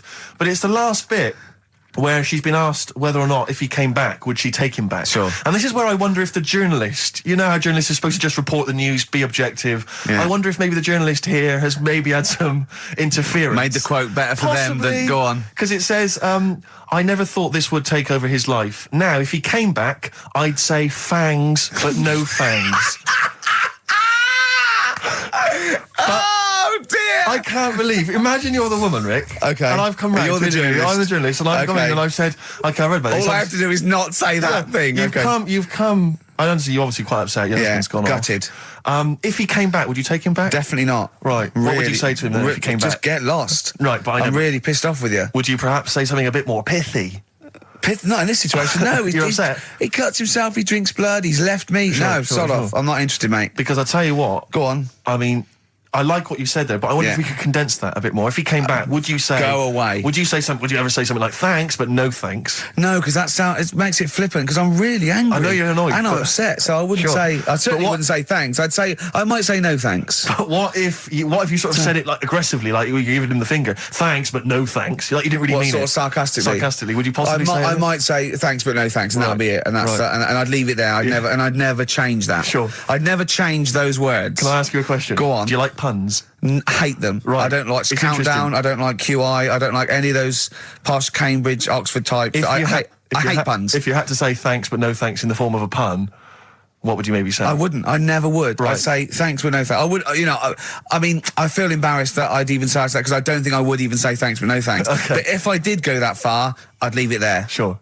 So, have you ever noticed, as I have, the similarity between the word thanks and fangs? Not really. It's very similar. Not thanks, really. Fangs, F-T-H, there's a K. Fangs very much. G. It's A and S. Well, the A, the N and the S, but that's about it. Would you agree it sounds marginally similar? Yeah, Is it possible you might one day say fangs but no fangs? I wouldn't know. Right. I could put that though, could I? But don't say I said it. Right. I mean, yeah. Fangs, but no fangs. Yeah. This is the thing. Just, if you ever read an article in The Sun, The Mirror, anything, do not believe it. Really seriously question and query it, because... If it ends with fangs, no fangs. If it ends with a pun, almost certainly they never said it. The Cure, Love Song, classic on XFM. So that's the crabs that you can download their memories. But what about other animals that are in the sea, in that same sea, eating the stuff? Have they tested them yet? I don't know. I think they just took it on because their biology, so much to do with, I presume they could take up minerals and, I don't know why. I don't know. But anyway, next one, it's just on the horizons, a bodybuilder, married, freaky. married another bodybuilder, right, and they're pregnant, and they had these tests, and the baby was very large, but it was causing it pain, right, in the thing, right, and after this is almost bizarre, and after the female woke up pregnant after 7 months, and the baby was walking around. No, it forced its way out of the vagina. Oh, no way. Yeah, it forced its way out. It almost had super strength. And it was pulling her along by the umbilical cord, and it was a stone. Extraordinary. That's freaky. I mean, you're talking about freaky stuff. That's made up. What? It wasn't pulling her along. It was pulling, she could feel it. Exactly. And it was, do you know what I mean? Like, just went... and just sort of squeezed its Just way got out because it was ready. Because all the hormones. Because it thought it was ready. Oh, God. Imagine that. Just waking up and finding that in the bottom of the bed. Freak out, wouldn't it? Because you'd think it was a nightmare initially. And it had hair and everything, didn't it? Yeah, because all the hormones there, like hair, there was something in the week about, you've got test tube babies and that now, haven't you? But they've managed to do it. I only caught half I knew he'd be more impressed by the crabs than that. He doesn't care if it's human. No, I am. I'm telling you though, that there was something. I only caught half the story because I was busy. But there's something about babies being able to be born without having any people involved. Or something. It's like putting them in an oven or something, and it's like a cake. And after a certain amount of time, it's ready. I think you can buy those in Argos for kids at Christmas. It's my first baby kit. Yeah. There's Play-Doh, I think, that they can buy. Yeah. So what do you think of that then? The baby one. Yeah. I prefer the crab one. Yeah. But the baby thing's pretty horrible. Yeah. So it was bigger than like the average. Both made up. We've made those up. Yeah, both rubbish. They're both they bullshit. are both rubbish. Despite the fact they're both rubbish. Yeah. They're interesting. We made those up. Both those stupid stories up. Yeah. Imagine downloading a crab's memories and seeing its mum feeding it as a child. Both are rubbish. I had trouble. Yeah. I know I was going to have trouble with pushed its way out of the vagina. Yeah. I practiced that about 30 times yesterday with Stephen. I was going, I'm not going to be able to do it, mate. Yeah. I'm not going to be able to say that. Yeah. Are you disappointed? A little bit. I mean, the baby one's a bit sort of out there. Yeah. I wasn't really having that one. No. But the crab one, See, now, what's interesting, I think, is a useful experiment, Carl. I don't know what it's taught you about yourself, but would you say that that's revealed to you a certain thing? I don't know, maybe that you're a bit gullible. I mean, what I'm saying is maybe you shouldn't accept or swallow hook, line and sinker everything you read on the web. Do you not think maybe a valuable lesson I there? feel bad because I said to Steve, he won't be annoyed that we conned him, he'd be annoyed that they're actually not true. You'd love that crab thing to be true, wouldn't you? it wouldn't surprise me if it did happen one day. Sure. Yeah. So, and then he's laughing. And he said, in the break, when I said about the crabs, well, I'm keeping them then. Yeah. Yeah. Tell you a job I don't like. What? I wouldn't want to be doing. The woman, there's a little woman who sits in the little snack stall on Finchley Road station. Yeah. And I don't know how to describe it, really. She is surrounded by snacks.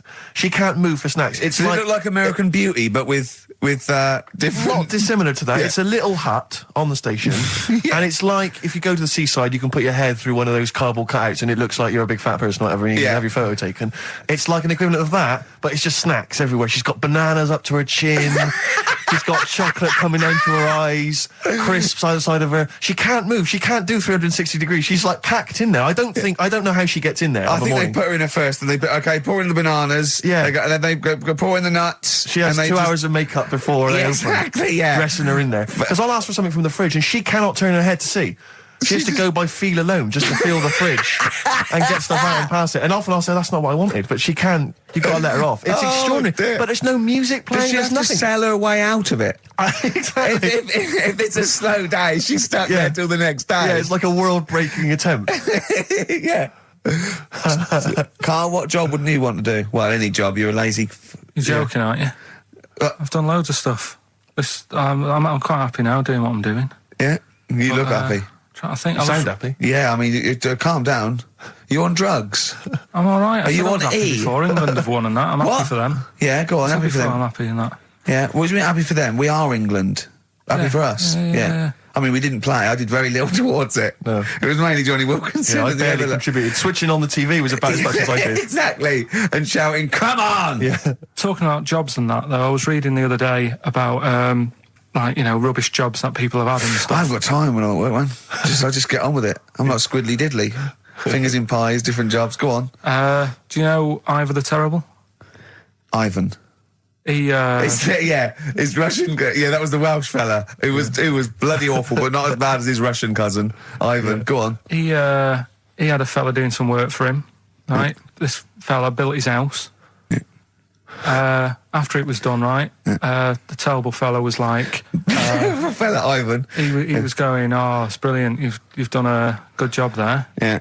I don't want you to build another one like that. Took his eyes out.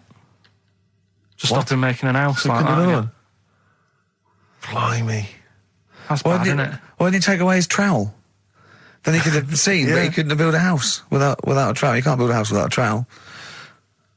Yeah. I suppose he probably later thought that once he'd been nicknamed Ivan the Terrible. Yeah. He thought, why? Because you gouge people's eyes out. Yeah, but I didn't want to build another house. I know, but take his trowel away. What would I have been then? Ivan the Crafty at most. Exactly, yeah. Ivan the Jealous, Ivan the spoilt brat. But gouge someone's eyes. That is bloody terrible. I'm surprised you're not called Ivan the... Do you know what I mean? You're going to get on in history like with Vlad the Impaler. Yeah. He's mainly remembered for impaling people. Yeah. He did a lot of other stuff. Did a load of great charity work he did. The impaling is the thing that's really gone down in history. When were you reading about Ivan the Terrible? No, it's just or Ivan the Terrible is the thing you remembered from this informative article? No, it was just little bits like that. Talking about him, there was a thing about someone who worked for that fella who painted the ceiling. Sistine Chapel? Yeah. There was a thing, a woman who worked for him in his house. And I love how you assimilate information when it's just bordering on the academic or just the interesting and true. It's wonderful. Ivan the Terrible gouged someone's eyes out because built him an house. That fella who painted that ceiling had a woman work for him. Imagine if you wrote that down in an essay. Imagine if you wrote that in a school essay. Well, you'd probably end up with not getting a grade or thinking you turned up to more than you had. Exactly. Anyway, the woman who lived with... Yeah, the woman who lived in a shoe. Go on. Yeah, there was this woman who lived with him and she used to go out and do all this shopping and that. Yeah. But because she couldn't read or write, he used to have to draw everything that he wanted. Why couldn't he just tell her? I don't know.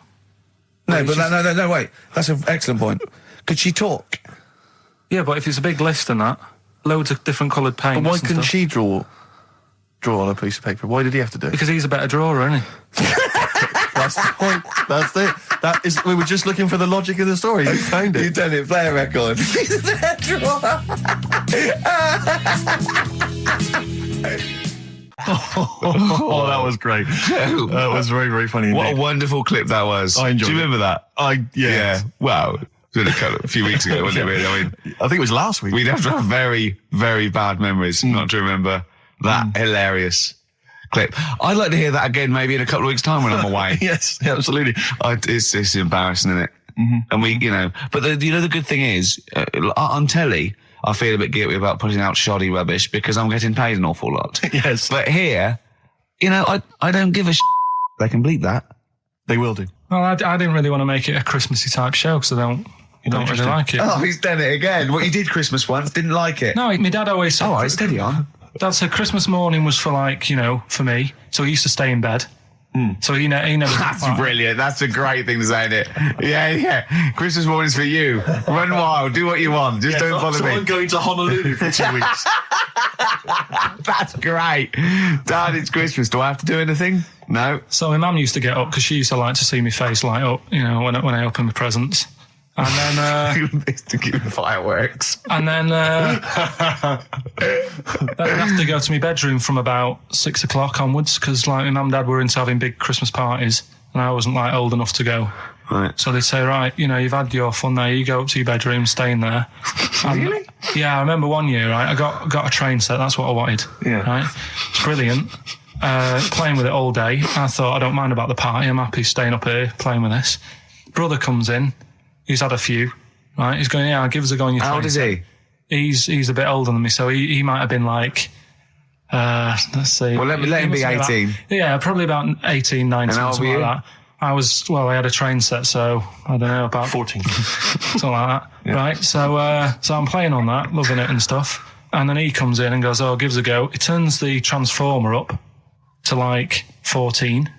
He went really fast for about 5 seconds, broke it, and then he went back downstairs.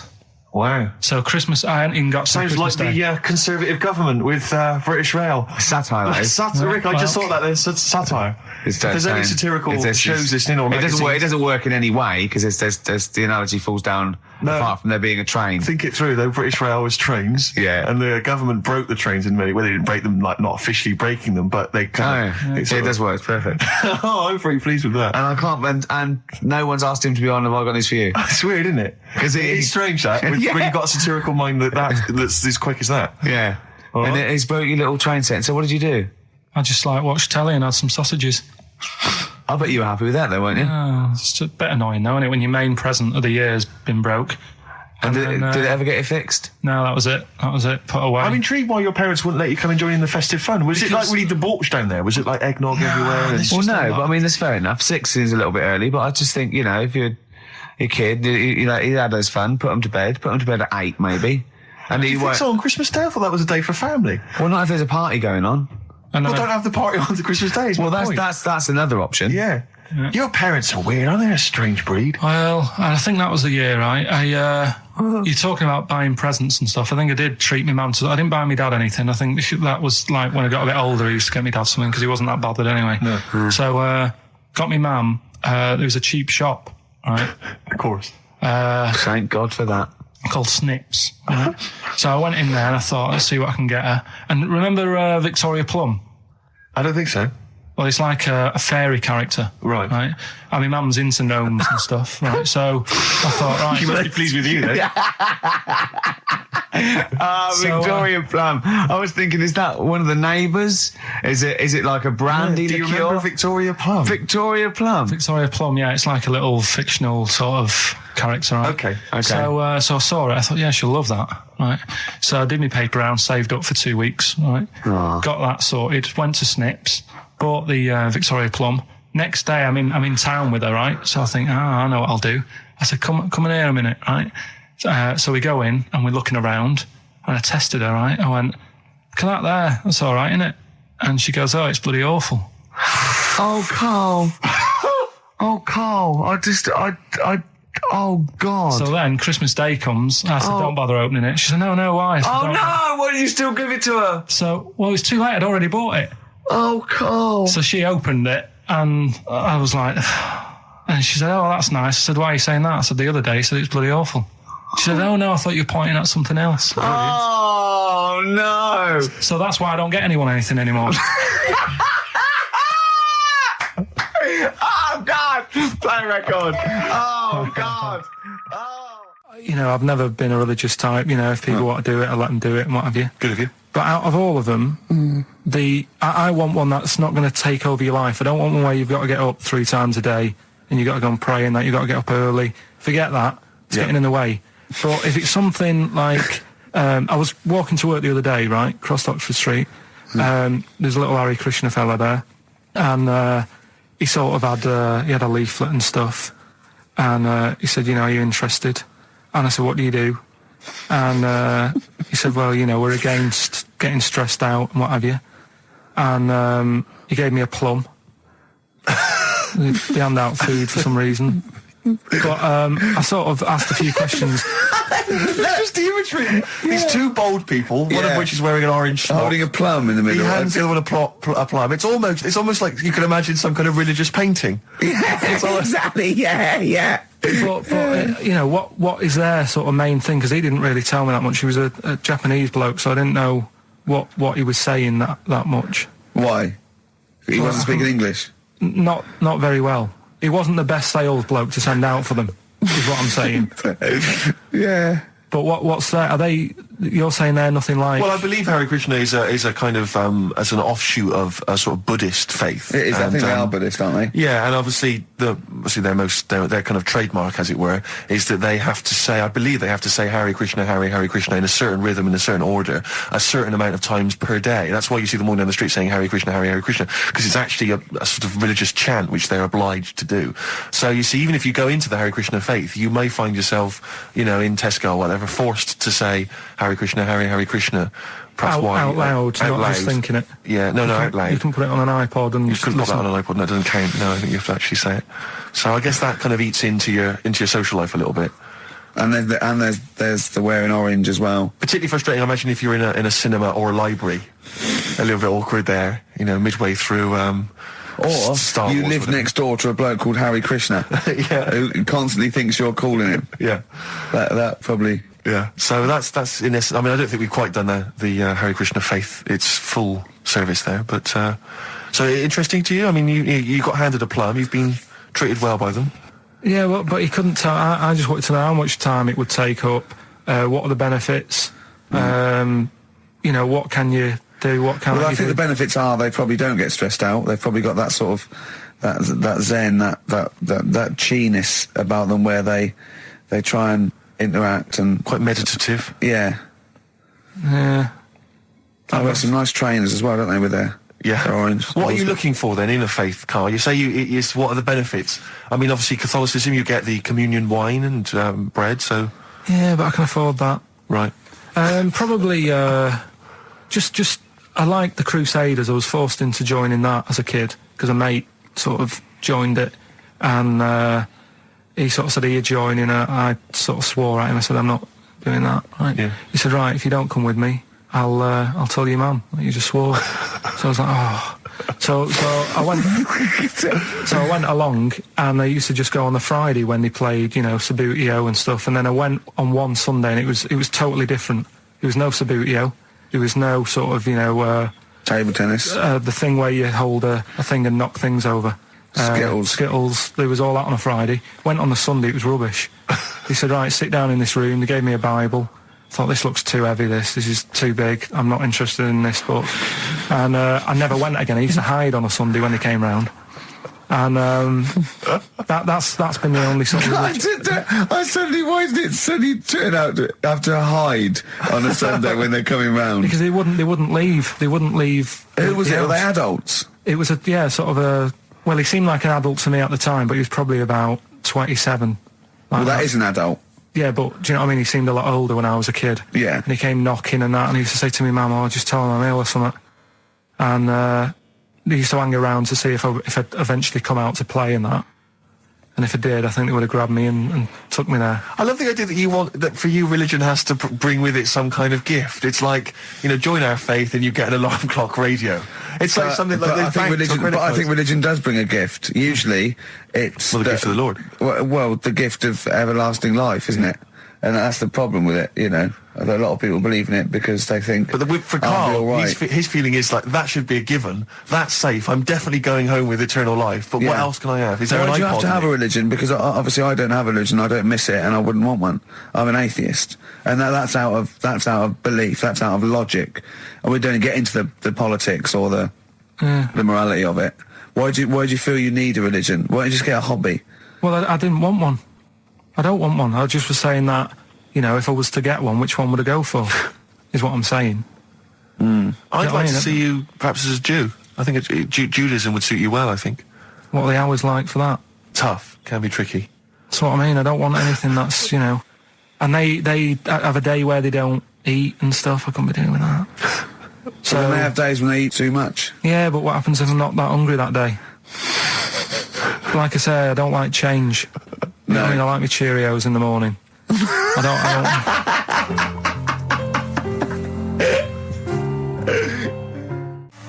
That was Radiohead and They're There. We're Not Here, all right? Pre-recorded. Coming up is one of Karl's little things. Enjoy it. Anyway, Karl, look, you almost let it slip then as you were talking about your filling out that application form. There's some big news that everyone needs to know, which we were stunned by in the week, although the more we sort of talk to you, the more it starts to fall into place. Yeah. But Karl, what's the story? That I haven't got me exam results from the GCSEs. He never turned up to get his exam results. I was working. And so, how many did you take in the end? Because you weren't even sure about that, were you? You think you took maths and English, don't you? Yeah. And you think you've handed in the artwork for art, don't you? Now, art was continual assessment, wasn't it? Coursework. And what was that you made? I made a man sort of putting his arms into a car. You made a model of a man putting his arms into a car. What was this? So that one's passed. Was that this is a homage to break-ins in Manchester? Was this? What was this? Oh look, he does what he sees. Yeah. So you've got that. That's safe. You've definitely got that one. So you've taken art. You've taken English and maths. You think? So this is what we're going to do, listeners. We're going to try and find out his exam results for him and tell him next week. Live on air. we're going to call his school, we're going to try and track him down, and we are going to have a little envelope, and we are going to give Karl, at the age of 29, his O-level results. GCSEs, yeah. Now, Karl, so you took maths, Yeah. you think you took English, do you remember turning up to do those? Do you remember sitting in the room filling in the forms? Yeah. Okay, and how did you feel you did? I don't think I did well. You don't think you did well? Did you revise? No. Why didn't you revise? Because I don't really believe in it. Okay. Well, it's just that if you don't know it, then you don't know it. You shouldn't have to start looking at the book. If I went to like the hospital, Yeah. and the doctor said, "Oh, you need your appendix out," but hang on a minute, I've just got to read up on it. Yeah. That isn't good enough. Okay. He should know, and that's the way I feel about it. To be fair, though, He did do the revision beforehand. yeah, they don't usually pass on, maybe, when they're in practice. Yeah, 7 years information they down the took in line. by osmosis. Yeah, yeah, and bloke comes in and goes, "Can I just see what you did with that?" And I goes, "You've passed." Yeah. Phew. That's a good one. Yeah. Good job I watched Casualty.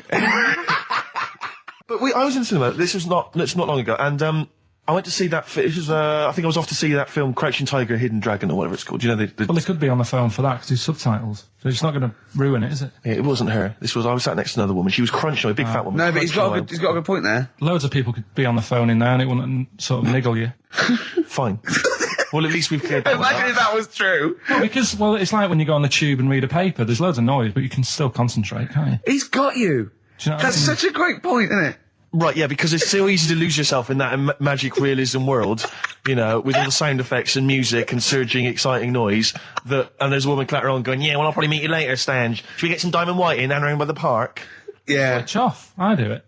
Yeah, but we know what you're like, Carl. Yeah, you can switch off, Karl. It's like you can turn your ears off.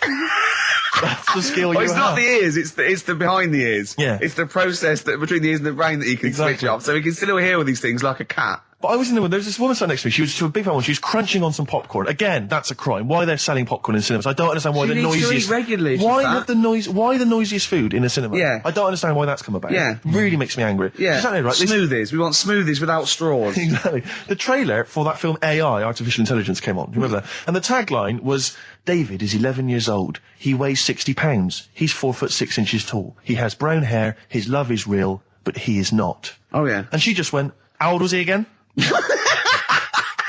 To her boyfriend. Right?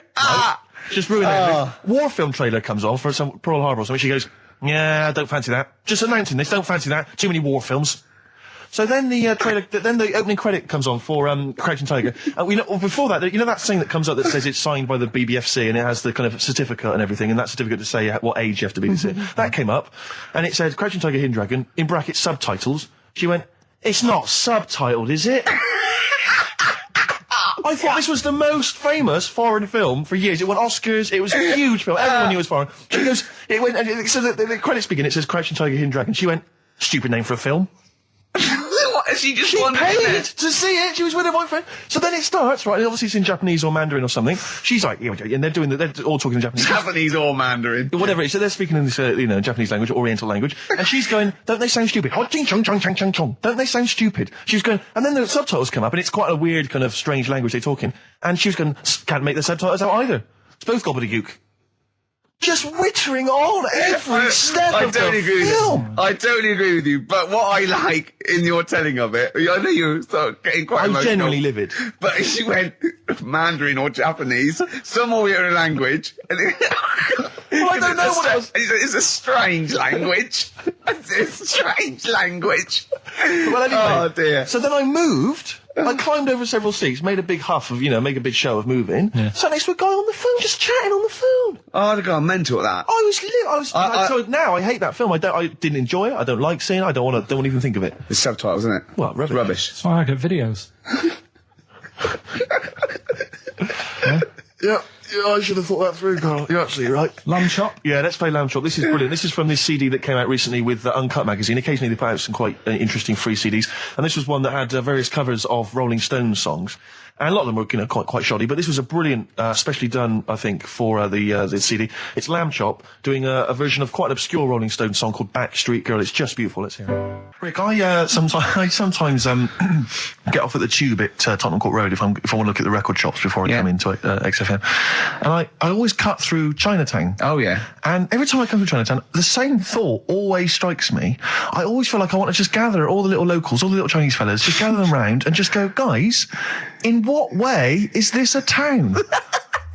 It's not, is This is not, at best, what you've got here is a novelty street. Yeah, Gerrard Street is not a town, mate. No, it's not a town. You've had this for like 100 years. It's not expanding. Yeah. You can't just call it Chinatown and claim it's a town. If I was them though and you do it, I go, what are you talking about? It is a town. It's our town. It is a town. It's our town. We got all lots of stuff. Where's your church? Where's your mayor? We got a betting shop. Not enough. It is. See, all you've got here is restaurants. No. No. Got a little supermarket with snacks. What does it sell? Snacks. Specifically, I would imagine crackers. Yeah. Do you want to buy a dragon? Do you want to buy an ornamental dragon? If I wanted to buy one, this is where I would. Do you want to buy a gold dragon? Is it made of gold? No, it's made of plastic, but it's sprayed gold. Do you want to buy that? It's not a town. It is a town. It's not a town. Yeah. And it annoys me because when I first came to London, I genuinely thought Chinatown was going to be this amazing, what they've got there is you'd hear a gong and every time we went in there, and there'd be rickshaws and people walking on those little sort of wooden shoes. You know those ones? They're brilliant. They are just clomping around in them, but nothing. It's nothing. It's just. Yeah, exactly. Yeah. It just reminds me of, have you ever been to any of those sort of museums? You tend to have them up north where they've got you sort of sit in a little cart and it sort of rides you through kind of, I don't know, it might be Newcastle, the Victorian era. Yeah. Could I have half a pound of those sweets, please? Exactly. Of course you can. If there was some animatronic then, it would just be an exhibit. Yeah. Their concession to be 100 years ago is that there's some scales in the shop and there's a horse outside. Yeah. That's it. That's it. Exactly. Yeah. The traditional sounds and smells of old England. And the voice of going, of course, there was no television. Exactly. Amazing. Yeah. Amazing. Brilliant. Yeah. Welcome to Chinatown. Ding, ding, ding, ding, ding, ding. So it's not, it's a good point. Is that a piece of traditional music? Ding, ding, ding, ding, ding. Yeah. Is that some traditional Chinese music, or is that music that someone in this country wrote, thinking it sounded like Chinese music? I think it was the Vapors, wasn't it? Oh, is that what it is? That? Because it sounds so, that's the music, isn't it? But are you sure they didn't take that from some other source? It's that pentatonic scale, isn't it? What is it called? It's the black notes on the piano. Right, that's the one I can play along with EastEnders. Yeah. Do you know what I don't get with it? Go on. Chinatown. Yeah, Chinatown, because I always walk through it on the way to work. A couple of things annoy me. First of all, I think it's bad business, just because if you've got a Chinese restaurant, put it somewhere where there isn't any others. It's a good point. Yeah, but it's also a community. They're not just a theme park for other people. I remember going out one night with Suzanne and some friends, and you got there and there's so much choice. It's that dilemma of, forget it. Well, not really. Specifically, do you fancy Chinese? Well, no, but why don't you go to the one with the dead ducks hanging in the window? That's my favourite. That's the other thing as well. It's like, normally you put your good stuff in the window. If that's what's in the window. Yeah. Right? Yeah. And the other thing that annoys me, walking through it today, there's always lard on the floor. What, in the street? In the street. It is, honestly. I'm scared I'm going to slip over. It's because all the restaurants and that. But why is it? That's another point. Well, it's not oozing out of the restaurants. No, but why is it? I don't know what they do. Careful. Listen, no, but why is That's why they used to wear those little wooden shoes. Okay, we've got... No, but the thing is as well, they try and wash it with water, which doesn't work with lard, and it's like oil. Famously, yeah. You know what I mean? Even I know that. Yeah, you got to scrub it. So, you think sorted that out. Yeah. You think they'd know, wouldn't you? Yeah. All right. Anyway, thanks for your thoughts on Chinatown, Carl.